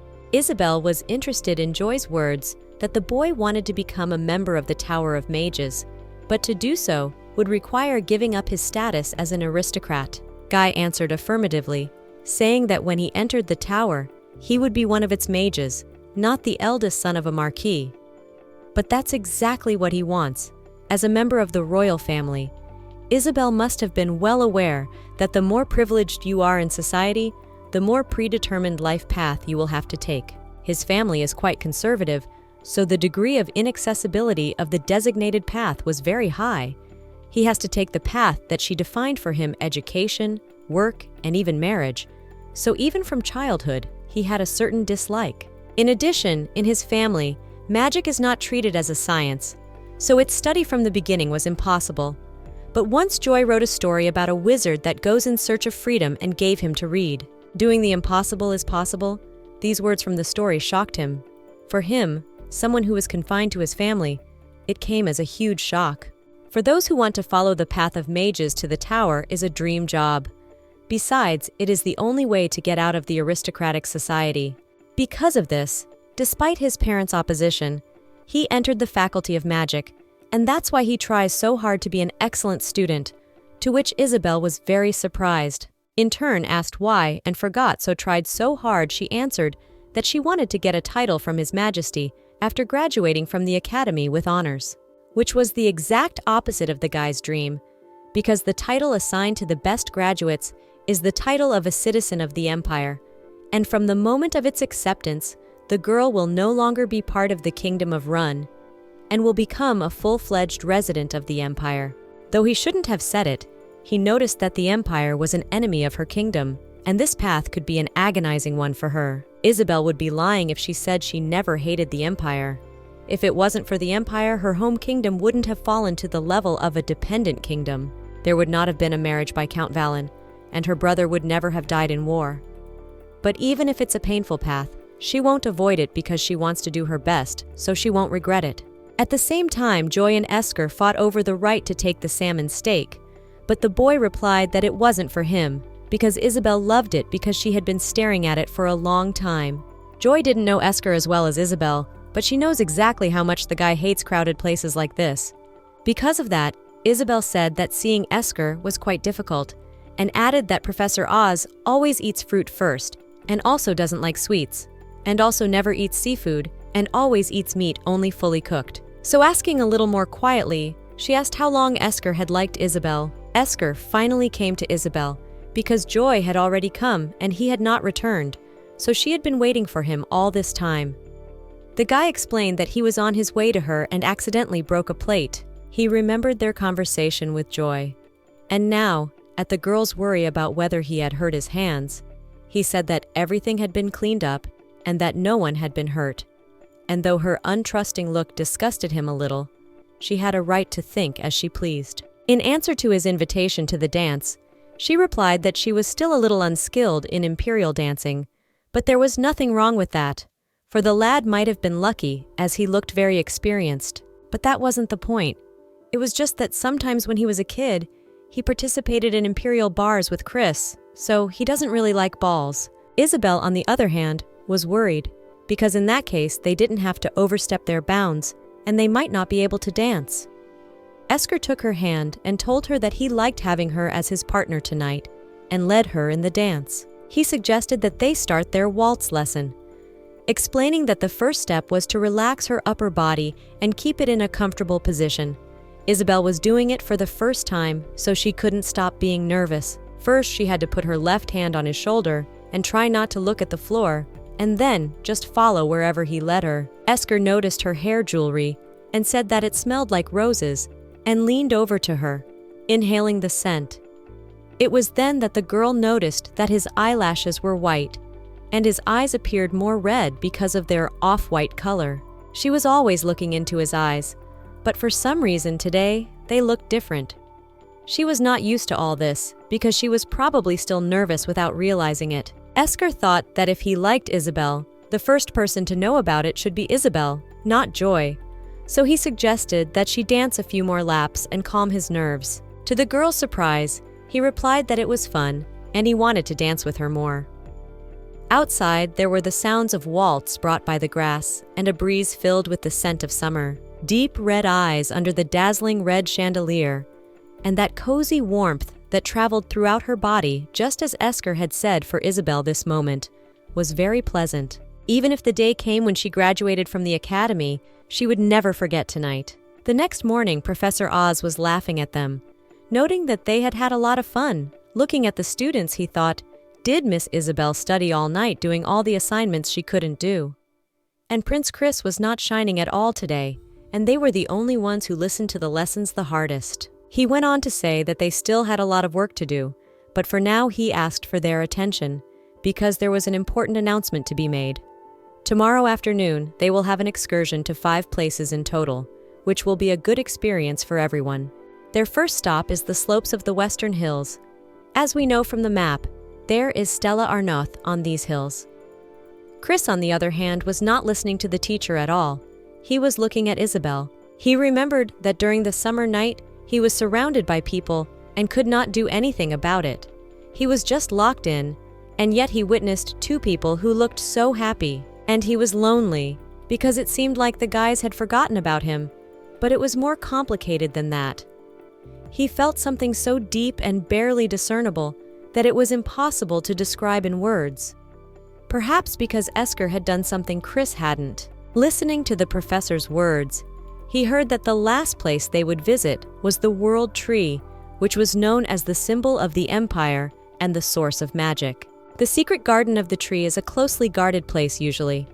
It is a space that only a few authorized people can enter. This excursion is their opportunity to see the World Tree up close. The professor had already finished saying that he thought this explanation would be enough and handed out an application form. So those who wanted to go had to fill it out and hand it in. Isabel had only 3 classes in the afternoon, including Imperial History, Speech, and Basic Physical Training. If she went on a field trip, she wouldn't be able to attend those classes, and she still had materials to repeat that she had moved because of the summer night. But if she could see the World Tree up close, she could bear the loss. And if she went there, she might be able to find a clue about the Red Mother and the spirits. Chris was reading a book recommended by his sister Lena called Unrequited Love. And though the title of the book was a bit primitive, the story was really interesting, though a bit sad. Suddenly, he was distracted by Esker, who suddenly appeared in the classroom as he had come to have lunch with Isabel, but for some reason had not seen her, and explained that Isabel had left as soon as the bell rang, and she must be busy preparing for the excursion. From the look on Esker's face, he didn't even know about the event, but he glowered and said he would go too. Even though he hadn't applied for it, he just needed to tell Oz about it, and then he would take care of it himself. During the tour, Esker realized that it was really very boring and tedious, and didn't understand why everyone was listening to it. But a happy and joyful Isabel came up to him. She explained that she had found something interesting, and pointed him to the wall, where there were stone inscriptions from the book civilization of the continent. She had never thought that one day she would see them with her own eyes, for the man who had carved the inscriptions on the stone could not have been a wizard. Chris suddenly intervened, realizing that this was a great opportunity to be near Isabel, and explained that the pattern used here was reminiscent of a magic spell used in ancient times. Esker went on to say that he too thought that this inscription was made by an ancient wizard, as he could feel the remnants of mana here. He could see the color of the mana and smell it as well. Isabel was surprised, as she had never read about such abilities in books. Esker decided to play a joke on Chris, asking if he could tell what book Chris was reading today. He started to name it, but Chris stopped him instantly. Oz, watching the students, realized that Esker had come there just to play around, but since they had already seen enough of Tot, they could move on to the next location. Finally, they arrived at the location of the secret garden of the World Tree. Looking up, the girl couldn't even see the top of it. She felt as if its leaves were made of colored glass. Her thoughts were interrupted by the professor, who said that they could explore this area for an hour, but they were not allowed to go into the areas that they did not have permission for. Watching the other students, she realized that she was also tired of visiting so many places at once, but she couldn't just waste her time, because in just 1 hour, she should be able to find some clues and red mana and the spirits. Initially, the surname does not appear until it is summoned by the owner. If the owner tells it to return, it returns, but it appears even when the girl does not summon it. She looked down and noticed a black thing, and was amazed to see that the roots of the World Tree had rotted away. She remembered Esker's words that the tree had been withering for over 100 years in the ancient world, realizing that it was true, and the roots had already rotted away. Since ancient times, people of the Kingdom of Run believed that not only people, animals, and plants have souls. She was born and grew up in the Kingdom of Run, very sorry for the World Tree that is quietly withering away. After all, it has single-handedly protected this place from ancient times to this day. Suddenly noticing her animal suddenly running away in the other direction, she rushed after him. Moo rushed behind the hedge where the Forbidden Zone was. If you go into the Forbidden Zone and get detected, then the offender will surely be punished. So Isabel hoped that he would return. Suddenly she heard a voice asking for help, and she was startled, for it came from her pet. The sleeping Esker was awakened by Chris, and from the look on his face it was obvious that something had happened. He explained that he was looking for Isabel, but she was nowhere to be seen. She was able to walk around and look around. In fact, this place was so big that Chris must not have looked at all the places, and they hoped she hadn't gone to the restricted area. Esker was silent for a second, saying that he would find her now. He knew that there was only blue mana in the air of the World Tree, so it would be easy to find Isabel's red mana. He was surprised, however, because he hadn't seen her anywhere, so he decided to go look for her with Chris. As a result, Isabel went through the fence into the forbidden zone, and as soon as she did, her pet disappeared somewhere. She had to find Moo and get out of there as soon as possible, but did not understand where he went. The rabbit led her to a huge black rock that gave off a small glow and sounds, a voice coming from there as if asking for help and making a growling sound. It sounded like scraping iron, but Isabel clearly heard the sound of desperate struggle against torment, and the stone kept asking to be released from its suffering, for it wanted to stop. This creature was the strangest and scariest thing she had ever seen. Deep down, she wanted to take Moo away immediately and run away, but he desperately needed her help, and no matter how scared she was, she couldn't just walk away pretending not to understand. Suddenly, the creature started to get closer and closer to Isabel, and she heard the guys yelling at her, telling her to be careful and get closer to them. Esker was annoyed because his magic didn't work on this strange creature. Chris didn't have a sword, and his non-elemental magic didn't work. At least he should at least interfere with this creature in some way. But Isabel stopped him by saying that she was fine and the guys should leave, but she couldn't leave because she could hear the voice of anguish. She didn't know what this creature was, but if her red mana could help relieve it of its pain and suffering, she was ready to help. Reaching out to it, a bright light suddenly appeared. Immediately, she had a small black kitten in her hands thanking her for her help. And since she had given it her mana, it was now her familiar. Maybe it wasn't a family member, but a huge strange lump that had turned into a cat. Or maybe a regular cat was the original form of the lump. The red wings like Moo's proved that it was Isabel's summoned familiar. Since they were in the forbidden zone, they had better get out of there, as it was dangerous. After all, the deeper you go into the garden, the more concentrated the blue mana becomes. Normally people don't go there, so the area was just enclosed by a low fence. But if you stayed there for a long time, you could get mana poisoning. If poisoned, the whole body will be covered with dark blue mold, and then death will come, and they were going to leave the place quickly. Chris stepped back, carefully looked at the tree, realizing that his condition is much more serious than he thought. When he returned to the academy, he should tell His Majesty immediately. As a prince, he knew about the contamination of the World Tree, but he had never heard of such monstrous creatures, which showed the seriousness of the contamination from the tree. In a place where the World Tree is so heavily polluted, there is a great risk of poisoning when the rotten mana is absorbed as it is. In case a person has high attunement above a certain level, or if the mage doesn't have enough power to properly control his mana. Isabel hadn't been studying magic for long, but she had just been able to absorb the tainted mana. She looked normal and unchanged so far. Apparently she was lucky and didn't get poisoned, and Chris still didn't understand how she was able to turn a monster into a cat. He had been thinking about it ever since she defeated him and took the top spot in the rankings, because Isabel is such an unpredictable person. She approached the professor after the tour, telling him about the situation. It was the first time he had ever seen such a situation, so he planned to research it in his spare time.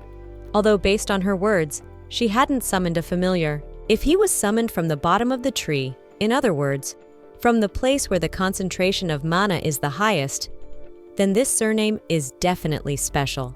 He noticed that the end of semester exams were about to begin, so she should start focusing more on her studies, trying not to overexert herself, because he believed that she would do well with them. Even though she didn't get any clues about the spirits and red mana on the field trip, but the rotten root, the black creature and the black kitten, she thought that everything she saw had a connection to it, and she couldn't just sit back and do nothing. Of course, exams are coming soon. As the professor said, she should concentrate on her studies, and it's her first exam after the entrance exam, so she was nervous because she had to do her best anyway. Because she wanted to meet the summer vacation in a good mood and with good results, and she missed her parents very much. The king talked to the head of the mages in the tower and said that his son had reported in a letter that he had personally seen a strange creature near the World Tree, and maybe it was related to its pollution. But whatever it was an unprecedented case in the history of the empire. Besides, the war is still going on, and although they still have the advantage, it will continue for at least another year. Most of the Imperial Knights, except for the bare minimum, have entered the battlefield, but it's still not the time to think of deploying such a force as a punitive unit. And this was the first time they had such a situation. But according to Chris, this creature was only one. He also explained that it had turned into a cat with red wings, so it was too early to relax, but it was still worth sending someone to check it out. He decided to explain further by saying that the creature suddenly disappeared in red, and for some reason, a cat appeared. But this cat had red wings. The head of the tower said that there was no need for extra hands to check the tree and that he would personally go there. Since ancient times, there were two kinds of mana in this world: blue mana and red mana.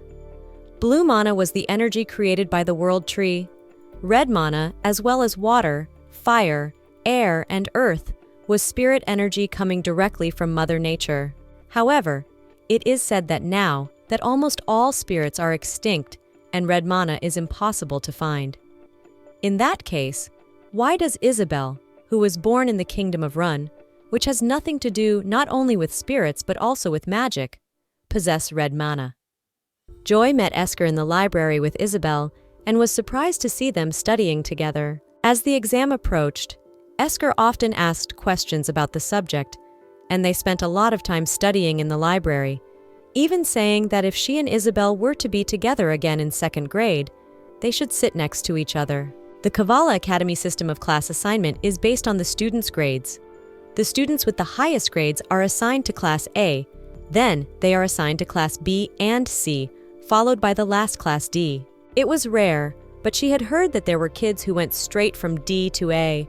It was time to think about it, because maybe he could handle it. Isabel had her own reasons to worry.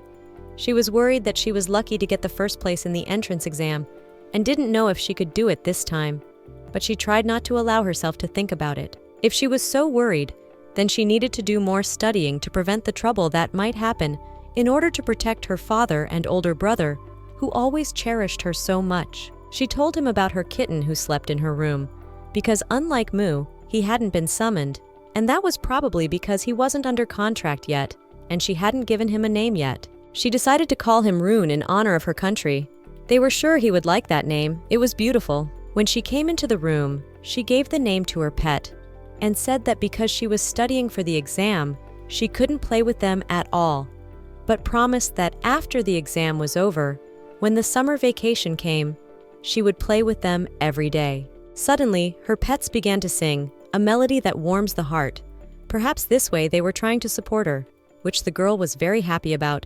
On the day of the exam, when Esker had passed, he went into the classroom where Isabel was and noticed that the girl was sitting alone in the classroom, as if she was drooping and frowning.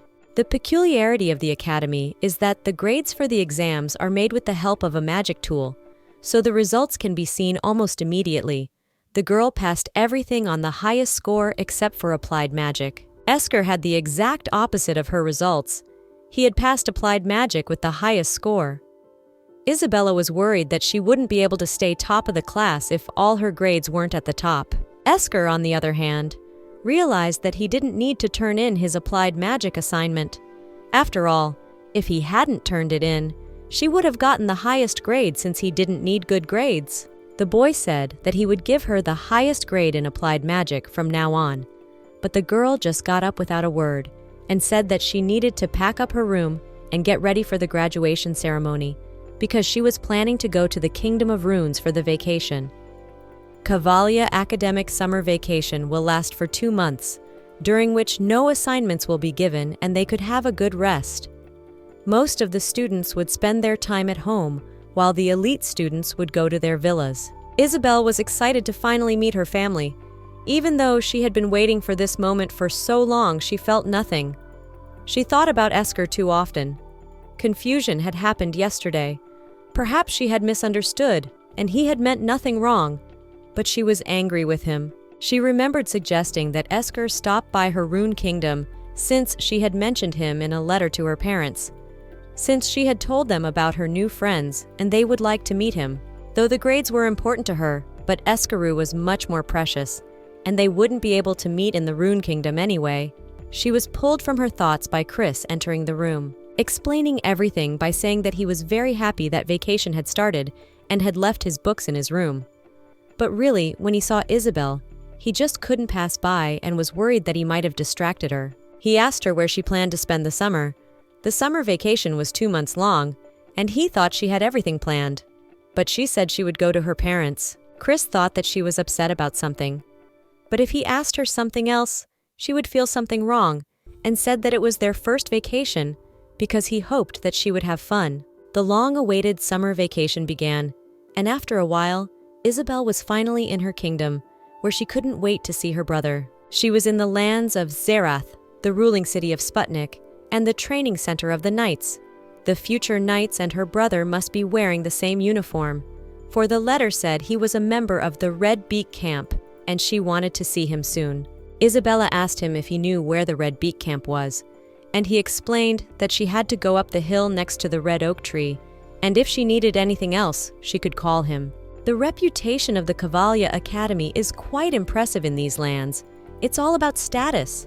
If you're from an elite family, you can do anything since they're all aristocrats. A lot of them have a bright future because they'll recognize you if you're in your school uniform. Thinking about Esker, she stopped herself and realized that she shouldn't be distracted because she hadn't seen her brother for so long, and she couldn't think about anything else.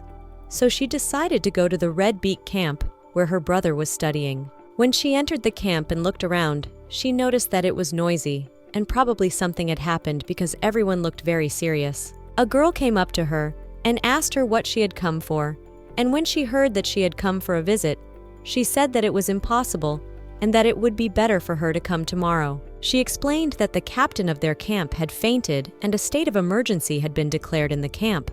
Although they were still investigating what had happened, they assumed that he had been poisoned because he had been drinking tea before the fall, and the first suspect had already been arrested. The captain's circle is limited, and it would be impossible to poison him in front of everyone. There is a version that it is an infectious disease, and in such a case all quarantine measures are already provided, so it was not the time for visits. But they could help to organize, and the meeting remained only to find out which of the knights she needed, after which Isabel gave the name of her brother. At the same time, Chris was on his way to the camp of the Red Beak, because his father had asked him to go there and find out what happened to the captain, because someone had ordered him to examine the tree of the world. So maybe the matter was connected with him. The great power of the Empire is magic, and the magical world tree is dying. That's why it must remain secret, and he must act discreetly. If His Highness were to act openly, it would be like spreading bad rumors about the world tree. Because of that, he went there to deal with everything, and if His Highness's hunch was true, then they had to send the mage to the tower. So he chose the right person to do it, namely Esker. Asking him for help would not be easy, so he had to think of something, but his thoughts were interrupted by Esker asking him how Chris would feel if he knew he was wrong in front of someone. The guy gave an example. If, for example, Chris was an excellent student, and someone decided to stand in his place. Chris smilingly replied that in that case it would annoy him terribly. But Chris spoke seriously and said that he would feel guilty even if he admitted that he was wrong, just like Esker does now, which was very noticeable. Chris continued by saying that if he could get his head together and help him with his case, the prince would definitely help him make peace with the person he was thinking about. Chris had a better chance of talking to her than he did anyway, so he had to come up with a plan, since Isabel and he were on the same course. Isabel sat reading a book and looked out the window and noticed that it was getting darker very quickly. She remembered her conversation with the woman who had said she had something to look at, but she didn't know how long it would take. Isabel thought it would be nice to find a place to sleep. She hadn't seen her brother in a long time and was sad that she couldn't even look at his face. She heard the loud voices of the boys, and in their conversation, her brother's name came up. One of the boys proving that Natil honored the captain better than anyone else, and it was impossible that he had poisoned him. However, the facts were out in the open as it was Natil who was the last person to be with the captain. One of the guys explained that the captain had just recently explored the world tree and found absolutely nothing there, while the other guy said that the blue stains all over the commander's body were definitely the work of Natil. Then one of them noticed a shadow and suggested to go back to the barracks. Since the imperial family had heard about it, they were sure to take action. Isabella was already terrified as she realized that the first suspect was her brother. When she heard that someone from the imperial family had arrived, she realized that this person wanted to arrest and interrogate her brother. But she knew that her brother was not capable of such a thing, and the reason for it was something else, and she only had to figure out what it was. Come to think of it, someone had said that the captain had visited the Tree of Peace earlier. After visiting this sacred tree, she had found Rune, but the leaves of the tree were different, and she had definitely noticed how the roots were blackened. She remembered Esker's words that the deeper one went into the garden, the stronger the blue mana became, and if one continued onward, one could get poisoned, and later the whole body would be covered with blue spots, and then one would die. Isabel came to the conclusion that it was not an ordinary disease, but a consequence of the poison of blue mana. The doctor arrived at the camp, but the captain was still unconscious, even though he hoped for a better outcome. Thanks to his absence, the doctor managed to find an assistant, and he bought some medicines that he was sure would help. They had to check on the captain, so they went to his room. The girl was going to clear her brother's name and save him. Having gone to his room and examined the captain, the doctor concluded that he was not getting better, but on the contrary, was getting worse. They had to make a potion first, and in order not to be disturbed, they decided to go to the spare room. One of the captain's close subordinates really thought that Natil was to blame for everything. Now he was locked in a dungeon, completely deprived of food and drink, without the right to vote, and would sit there for the rest of his life. But suddenly Isabella came up to him and asked if the captain of the Red Beak camp was there, introducing herself as a doctor's assistant and saying that she was helping him with his patients during their treatment. But the guy still stopped her, saying that Mr. Perkle was the most qualified doctor in the whole town, and the girl looked very young for his assistant. She realized she'd been stopped by the same guy who'd defended her brother on the court. If the captain got worse, it would be harder to prove her brother's innocence, and with that cloak on, she was suspicious, so she had to be careful. She couldn't stand like that for long, so she introduced herself by saying she was a student at Cavalli Academy. She covered herself with the cloak so as not to draw attention to her uniform, but despite her age, she could still be listed as his assistant. The guy apologized, saying he didn't know about it and let her pass. Looking at the commander, she saw that those blue spots were definitely symptoms of blue mana poison. His condition had only gotten worse, and she didn't know if she could cure him. Maybe she should have waited for the imperial family to arrive after all. But she heard the voice again, exactly like the one coming from the stone in the garden that was asking for help. She turned to her kitten Rune and said that she had to help the captain, but she was afraid of hurting him, and she didn't know why she was so worried, because she had to trust her own strength. If she really saved the kitten that day, she was sure she could save the captain. Taking his hand, she didn't understand why his hand was stinging so badly. There was a strong surge of mana, and this time her power was stronger, as the spots on his body began to disappear one by one. Whatever it takes, she can't give up. And after a while, she saw that all the spots on the captain's body had finally disappeared. She thought that now she could rest, because she had spent too much mana and her body had become very heavy. However, she shouldn't feel like this. She had to finish this job. At the same time, her familiars were talking to her and supporting her. However, her body was still very sore and she needed to rest. The captain got up from the bed, saying that strangers were not allowed in, and asked her to show her face. The girl saw how huge he was and felt safer when he was in bed. She didn't know what to say to him, and explained that she had gone there for a visit, but she had been told that he had suddenly collapsed and fainted, and she had come because she thought she could help.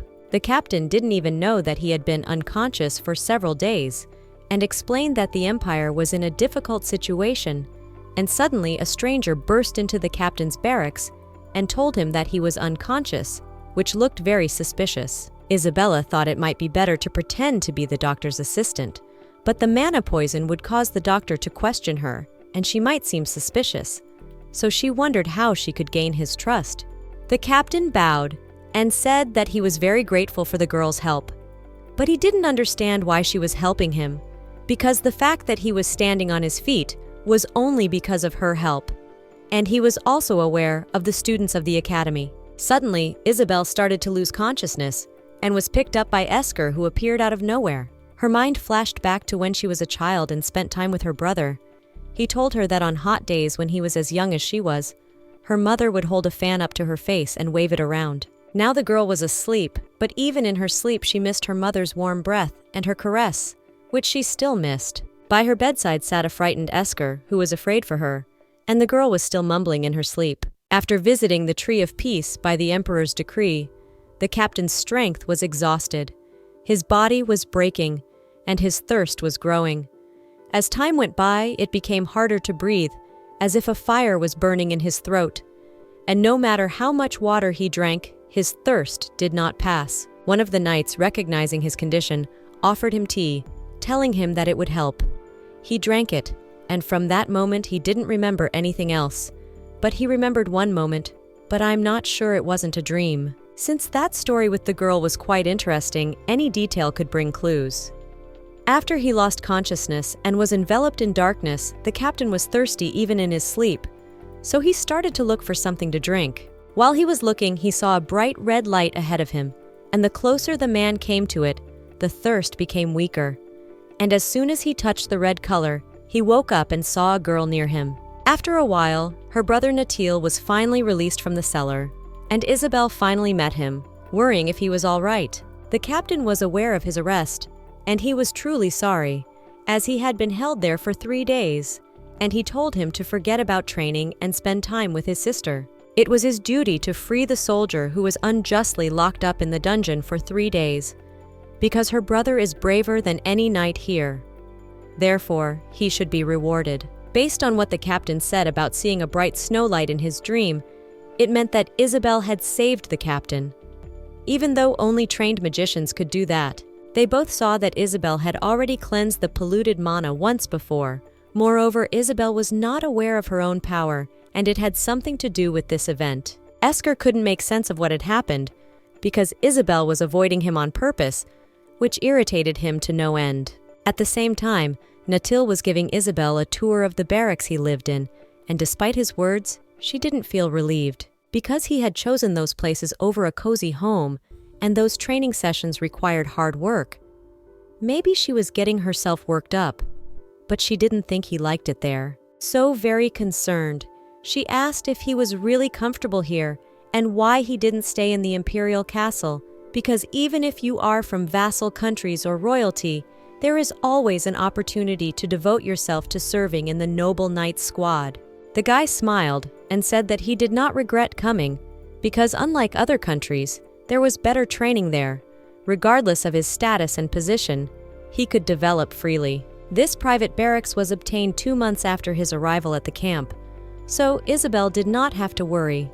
He handed her a couple of magic pills that he takes when training is harder. Natil noticed that she was anxious now, which was obvious since he was always watching over her for her well-being. Luckily, the captain was able to clear his name, but he could only assume it was because of his sister. But she must remember that he is her big brother, and she can always rely on him even on the worst days. He will be there for her. After sitting down, the girl decided to start her long story about everything, starting with the Tree of the World and ended by saying that she now had red mana, and it was thanks to this power that she was able to heal the captain. Natil mentioned that there was a celebration of the Rune Rain Festival. When the red dancer would spin around and pray to the fairies, they would reward him with rain. But as it turned out, there were other theories. According to one theory, the rain came because the red dancer was dealing not with the blue mana created by the Tree of Peace, but with the red mana that came from nature. If the story was true, they would find more clues in Runa, for as she already knew, there had been a terrible drought in Runa's kingdom about 20 years ago. Isabel probably doesn't know who exactly that red dancer was, but the dancer sending ritual rain down on herself was their mother. 20 years ago, the kingdom of Rune was succeeding in agriculture with each passing year, but it had suffered an oppressive drought in its lands. Before the coronation their father hastily prepared for the ritual reign, he met a distinguished, charming woman whose woman's name was Sina. She is the Queen of Run and their mother. He would have shared with her the story of the red manna dancer, but he was sure his parents knew that part better than he did. And as it turned out, her mom was a red manna wielder. She wanted to find out all about manna on the way to the kingdom, but her father always refused to talk about their mother, and at the mention of her, he would faint immediately. A boy named Victor, who had helped her that day and let the captain alone, came into the room where they were sitting. He bowed and said he was honored to meet Princess Isabel here. The girl said that since he was her brother's friend, he could call her unofficially just Isabel. Besides, he was the only one who believed in her brother's innocence to the last and thanked him for the meeting with the captain. Isabel was surprised at their joking conversation, for her brother, the Prince of State, had never been so open and sociable, even with people close to him. It seemed to her that he was very comfortable with him. As soon as she got to the camp, she immediately faced problems, but she was very happy to see her brother so happy. She decided to leave the two of them alone to talk it over and said that she had something she needed to pick up because she wanted to stop thinking about the red manna powers for a while and just take a walk and think about what had happened. One of the boys decided to guide Isabel by telling her that one day Natil had been practicing and was sweating profusely, but he never used a handkerchief because he said his sister had given it to him and he didn't want to get it dirty. All the knights knew how important she was to Natil, and now they were all convinced of it. The guy said that the princess might not be happy if she stayed there for a long time, so Natil took care and bought the essentials. He walked her to the place where she could sleep and said he would put it in her luggage. Isabel was glad that her brother was surrounded by such kind and positive people. After he had helped the girl bring the luggage and the rest of her things into the house, Isabel offered to have tea with him. However, Victor refused and said that Natil would take it the wrong way if he stayed too long, so he wanted to leave early, but Isabel stopped him by noticing a scratch on his arm. She assumed he'd hurt himself protecting her brother and asked him to wait a second, so she gave him the special healing ointment she'd taken for his brother. It was something she'd learned in herbalism class and hoped it would help because it would make him feel better. She was going to give it to him and was sure Natil would not be offended if she used it. Victor smiled and said that if he had a sister like Isabella, he would bless her the way Natil did. Their conversation was interrupted by Esker quietly entering. Isabella didn't know what he was doing there, having seen him earlier that morning at the hospital, but she hadn't expected to see him in her room. Victor was annoyed, saying that it was a barracks for soldiers only and that outsiders would not be allowed in. However, Isabella calmed him down by saying that it was her friend and everything was fine. When Victor left, Isabel said that Esker shouldn't have been so rude to a stranger, since it wasn't that hard to communicate in a more polite and friendly manner. In truth, she had not yet figured out the situation between them. The reason why her heart felt so heavy even after seeing her brother must be because she was thinking about Esker. Turning around and giving her a frustrated look, the boy asked how she felt about him and expressed his hope that she didn't have feelings of hatred towards him. He remembered the conversation with Chris, who told him that the path to reconciliation was quite simple, but it could be difficult for the Esker, for he had a lot of ego. First of all, he should have made the first step and open his heart. Therefore, he decided to come to apologize to the girl, because he still felt his guilt before her and did not want to leave between them this strained relationship. Isabella realized that Esker was the first person who met her and the only person who made her smile every day during their studies, and in any place and under any circumstances was with her and supported her as much as possible without making her sad. Maybe she relied on Esker unconsciously without realizing what kind of relationship they had.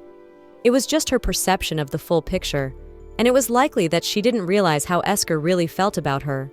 The girl explained that she knew he didn't mean anything wrong, but she was upset and just didn't want to listen to him, so she apologized to him too. Esker hugged her, saying that she even apologized like a worthy student. But this time it was his fault, and he was afraid that this fight would make them drift apart. Hugging him, Isabella felt that the guy was trembling and realized that she was not the only one worried about their quarrel, and now they could go out as before. The girl glowed and said that Esker had to visit the kingdom of Runa and was very happy to see him smile again. Chris later told her that when he heard about the captain, he thought of the blue mana, and after hearing about it, he immediately dropped what he was doing and started treating him. Thanks to Isabella's devotion to her brother, they were able to get away with it. But it was still a crazy thing to do, because simply put, blue mana is a predator. It consumes all living things. And by the way, the most powerful supplement for blue mana is red mana. That was the whole reason for her memory loss, so she should never have done it alone. But Chris wanted to know how she had saved the captain. Isabella confusedly explained that she hadn't done any special healing and had simply supported the captain's hand as she had at the peace tree and felt a rush through her body. As they all knew after this action, all the stains on the captain were gone. And it was impressive because Chris was sure that His Majesty would appreciate the gesture. Esker asked to inform Chris when he got back to the Empire that this guy had cured the captain, Isabel, and was going to admit to himself all the efforts and forgotten. But that was because no one had ever been able to overcome the mana poison. And even if they could, it required spells, magic circles, and special materials for the spell. And Isabel had done it without any preparation, and no one would admit it. So it was worth keeping it a secret from everyone. Chris said that he understood all the reasons why Esker was so worried and asked to do this. But even though he was a prince, he couldn't lie in front of His Majesty. But looking at the situation from the other side, he knew that if it was all to protect Isabel, then he couldn't refuse. But they all had to realize that no matter how much they kept this situation secret, sooner or later, the whole truth would come out, and the consequences could be even worse. Isabella still didn't understand why Esker was hiding the power of red mana so much, and explained that humans usually show two emotions when faced with a power they are unfamiliar with. Later that evening, Chris and Esker were sitting around playing chess, after which one of them asked if they were planning on going back to the camp where Isabella was now. Esker replied that the girl had to spend the day with her brother, and although he wanted to accompany her, he couldn't, so he would just walk around the city. Chris had forgotten that Esker had finally made up with Isabel, and although he was very happy for his friend, he didn't understand why he was always thinking about it. After that, he suggested to Esker to show himself in front of everyone in the camp together, because initially the guards were very happy about the prince's arrival. Since even though they were jealous, he still had duties that he had to fulfill as a prince anyway. Previously, he had always been flattered by the attention of the parishioners, but now it was burdensome, and he always played chess when he was in trouble. When Esker asked him what his problem was this time, he knew he shouldn't talk about it, but his tongue wouldn't listen to him, so he quietly said that he liked Isabel. Esker was not surprised because he had realized it much earlier than Chris, because it was obvious that he had been friends with him for 10 years. Chris looked at Esker's confused silence and concluded that he also liked Isabel, because he couldn't find any other reason for his confused silence. At the same time, Isabel finally got ready and dressed. She went downstairs and saw her brother Natil, who had been waiting for her for some time, and smiled when he saw her happy sister.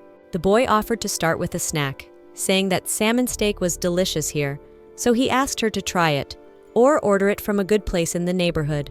Isabel was surprised that her brother liked salmon steak too, for he had never liked it before, and she realized that he was only doing it for her. To think how much her brother cared about her, now she was fine.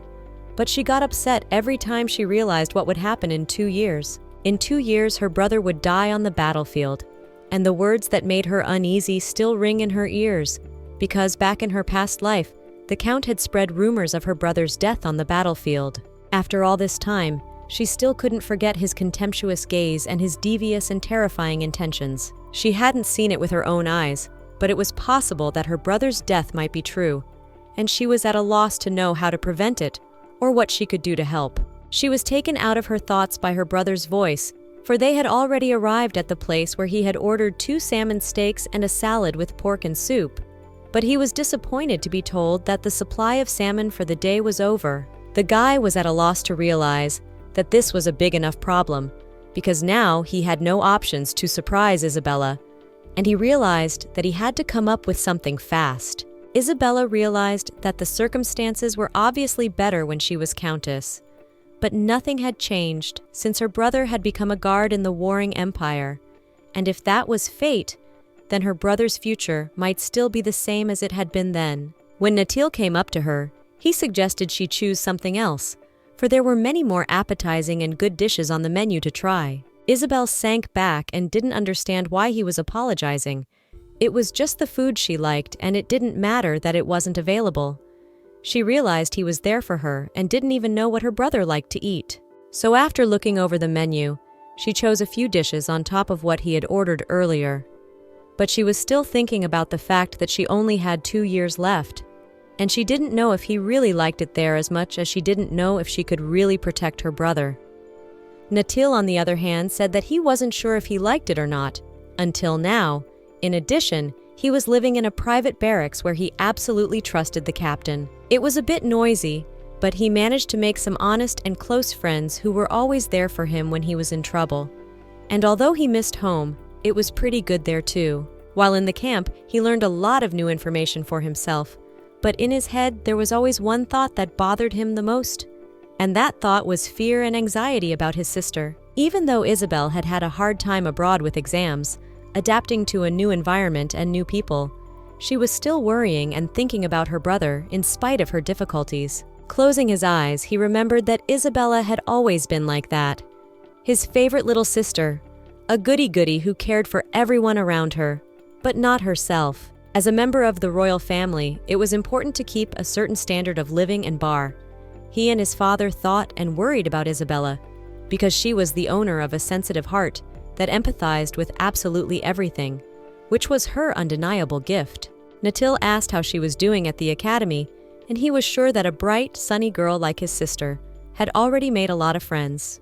The girl was confused and said that it was nothing special. Her magic lessons were sometimes quite difficult, but she was doing her best to get through them on time, and she would like to enroll in fencing in the second half of the year.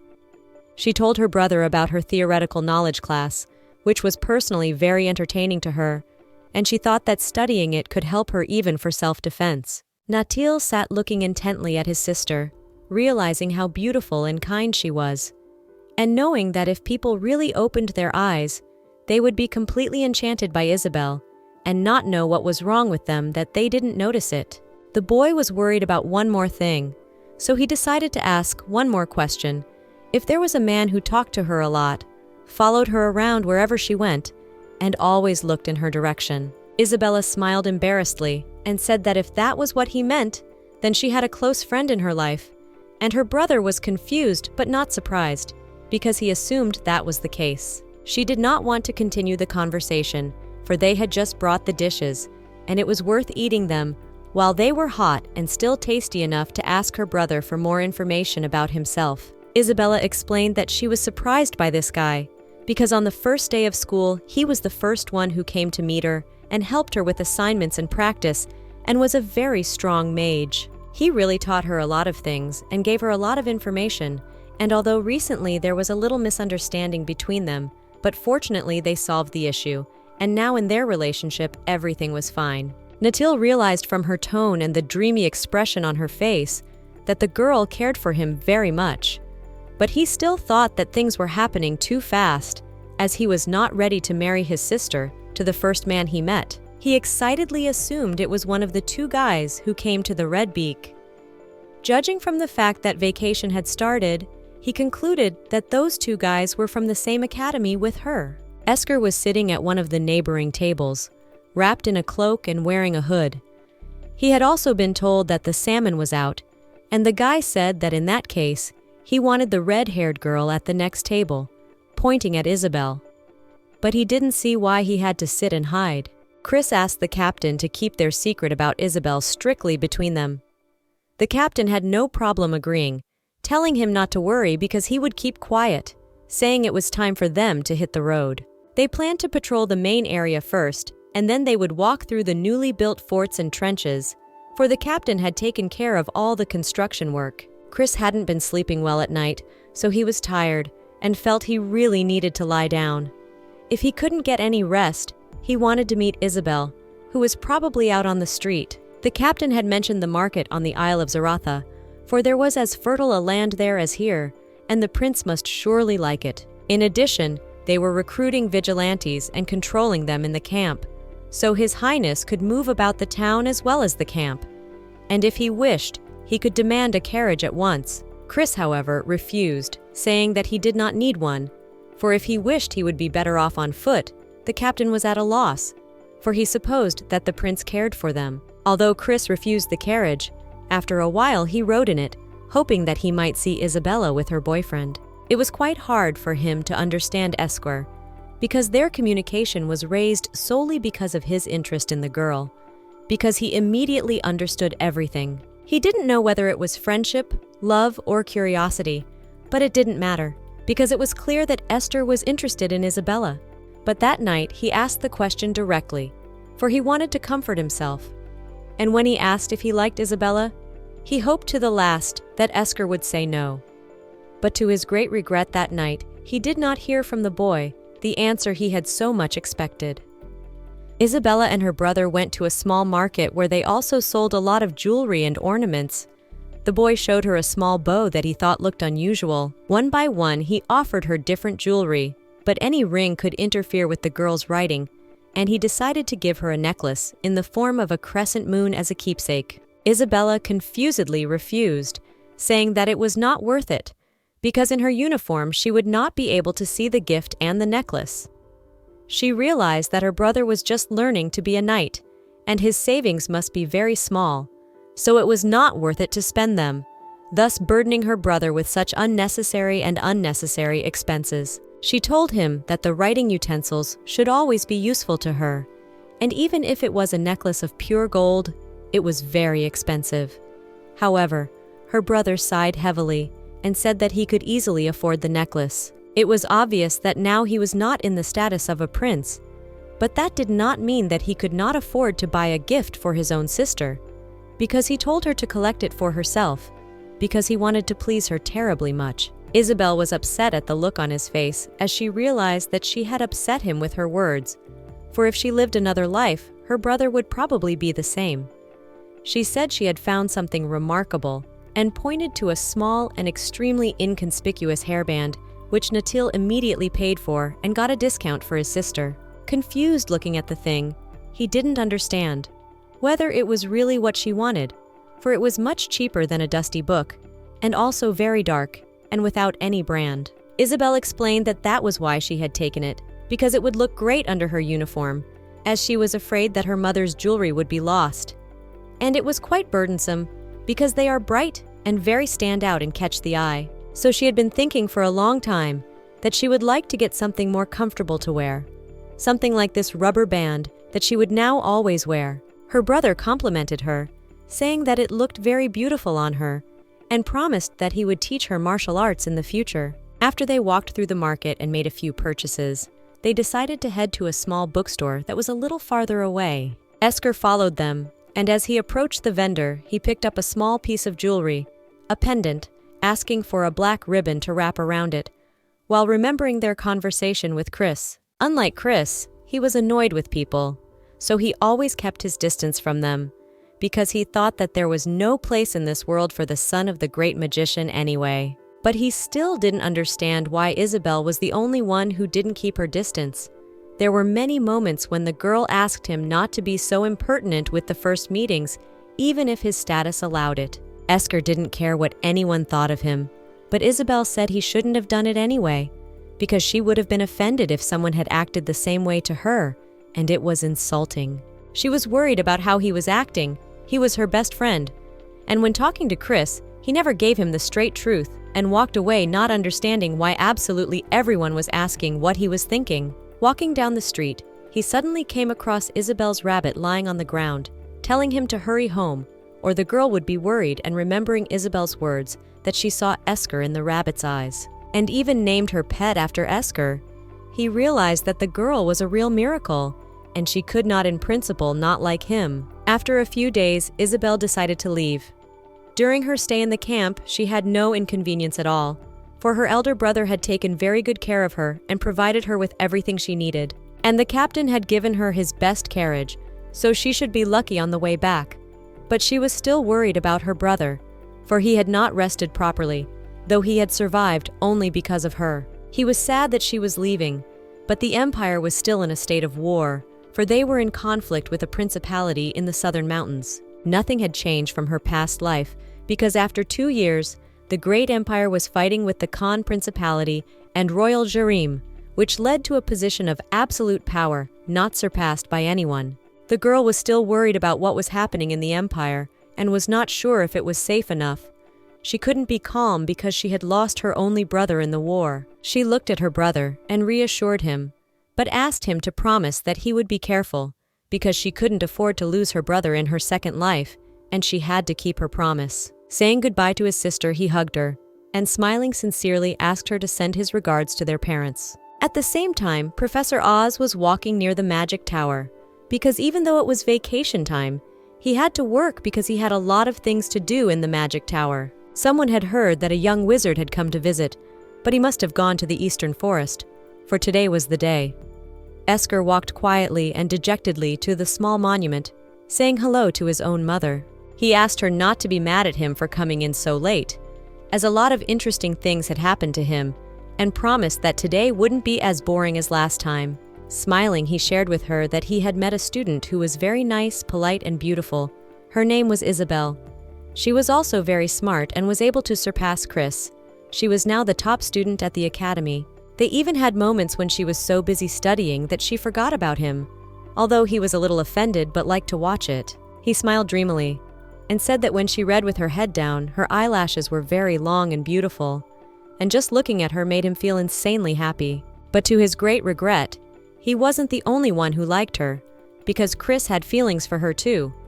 But if you think about it, he suited her much better. And though he pretended to be smart, he was actually stupid, and Isabella helped him in every way. Esker laughed, saying that he didn't even know how the girl would react to the news if she found out.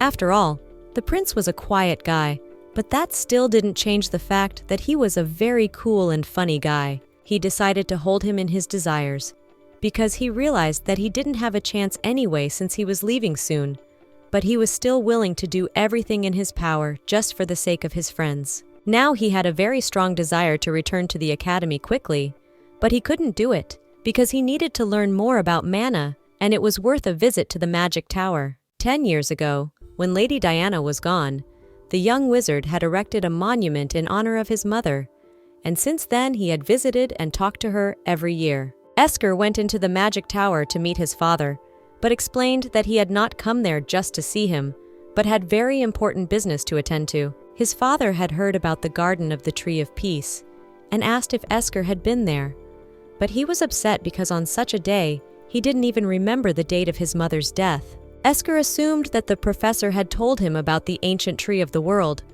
but as it turned out, it was His Majesty. The chief magician was also there, and as it turned out, the contamination was so high that he didn't know how much longer the tree could last. However, if red mana actually existed, then the world would have turned out completely differently, to which Esker angrily replied that he had to go. He realized that it was too late to decide anything, and even though his father had asked him to surrender to his fate, he said that he shouldn't get involved and he should forget about the mana, because he would take care of it himself. And now Esker wished his father would stop talking about meaningless guilt, for there was not an ounce of compassion in him, and his mother would in no way allow it. At the same time, in the kingdom of Run, Isabella's nanny, seeing that the white roses were already in bloom, suggested decorating the princess's room with these flowers, and the servants should be careful with the stems and thorns. But suddenly she was informed that the carriage had already arrived, which was a complete surprise, because some time ago they had received an order that the steamer would arrive only in the evening. All rushed in panic, because they understood that they had to have time to do all the things. And the nanny did not have time to prepare favorite sweets. Isabel therefore worried. However, seeing the joyful girl hugging her father, they realized that they probably still had time to prepare for everything. With a smile on her face and burning eyes, Isabella told her father that her brother had made many friends at the knight's camp, and though he did not tell her personally about it, she noticed how close they had become. Her father was glad that Natil had done well, for he was a silent man and had never told her anything really interesting about him, though her father was not one to talk to his father. Isabel was surprised, For all her life, she had thought that her father had been on good terms with his son, but it had not been so easy, and perhaps that was the reason why he had waited so long for her letter. Looking at her father, Isabella realized that it had been a year and a half since she had left the palace and the kingdom. She knew that it was lonely for her father to be there alone, especially looking at the empty chair next to him. And looking at him, she quietly said that she would like to know something about her mother. But her father immediately changed the subject, saying that they could have tea first, because even her nanny Rita had prepared a lot of things for her. Whenever it came to her mother, her father always changed the subject, but Isabella knew that this was the time she had to get an answer, so she sharply asked if their mother had red mana powers. When she looked at her father, she saw a look of surprise on his face and in his eyes, but the king looked at his daughter and saw in her the wife he had lost so many years ago, and remembered her words because she had always trusted him with her children. So she answered honestly that she had the powers of the red mana.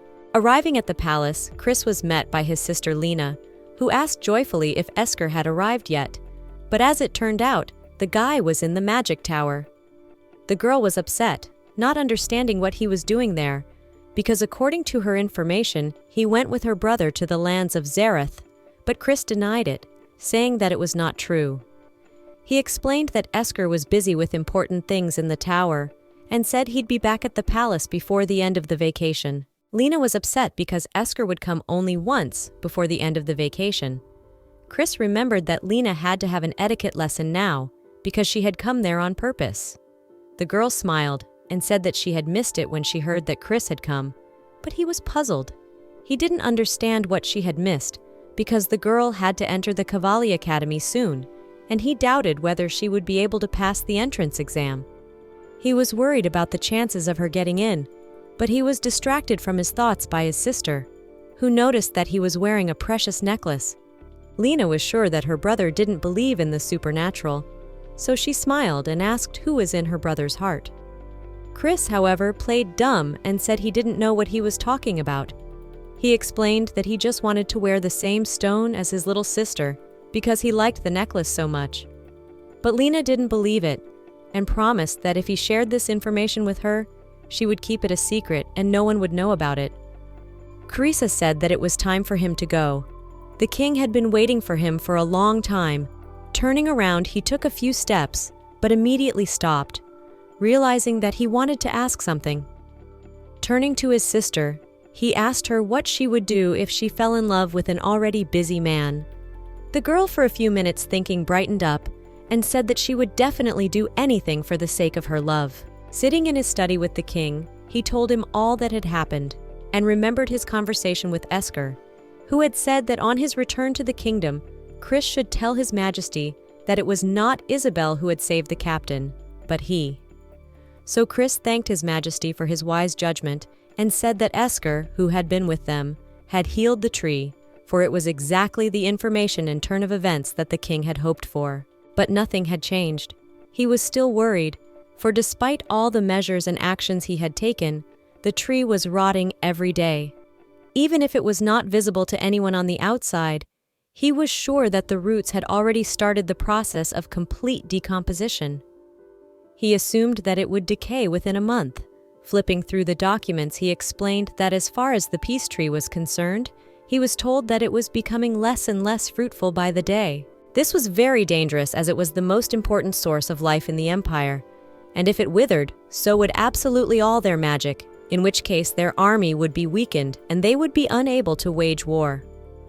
And he also added, saying that there was a lot of talk and rumors surrounding the tree at the current time of war, and even if the tree withered, they would be able to withstand it. However, they only needed to warn all the soldiers. But in reality, the empire was in the rebuilding phase, however. That didn't mean that they should sit still and do absolutely nothing. Absolutely all the mages had already been putting their mana into the tree for quite some time. But despite this, everything was leading to disintegration, and these actions did not contribute to anything. Therefore, to protect the tree, although he did not want to resort to forced measures, but apparently it was time. And looking at the guy, he apologized, explaining that it took a large amount of mana to purify the tree These methods were followed even after several years, and it was the only thing that could save them.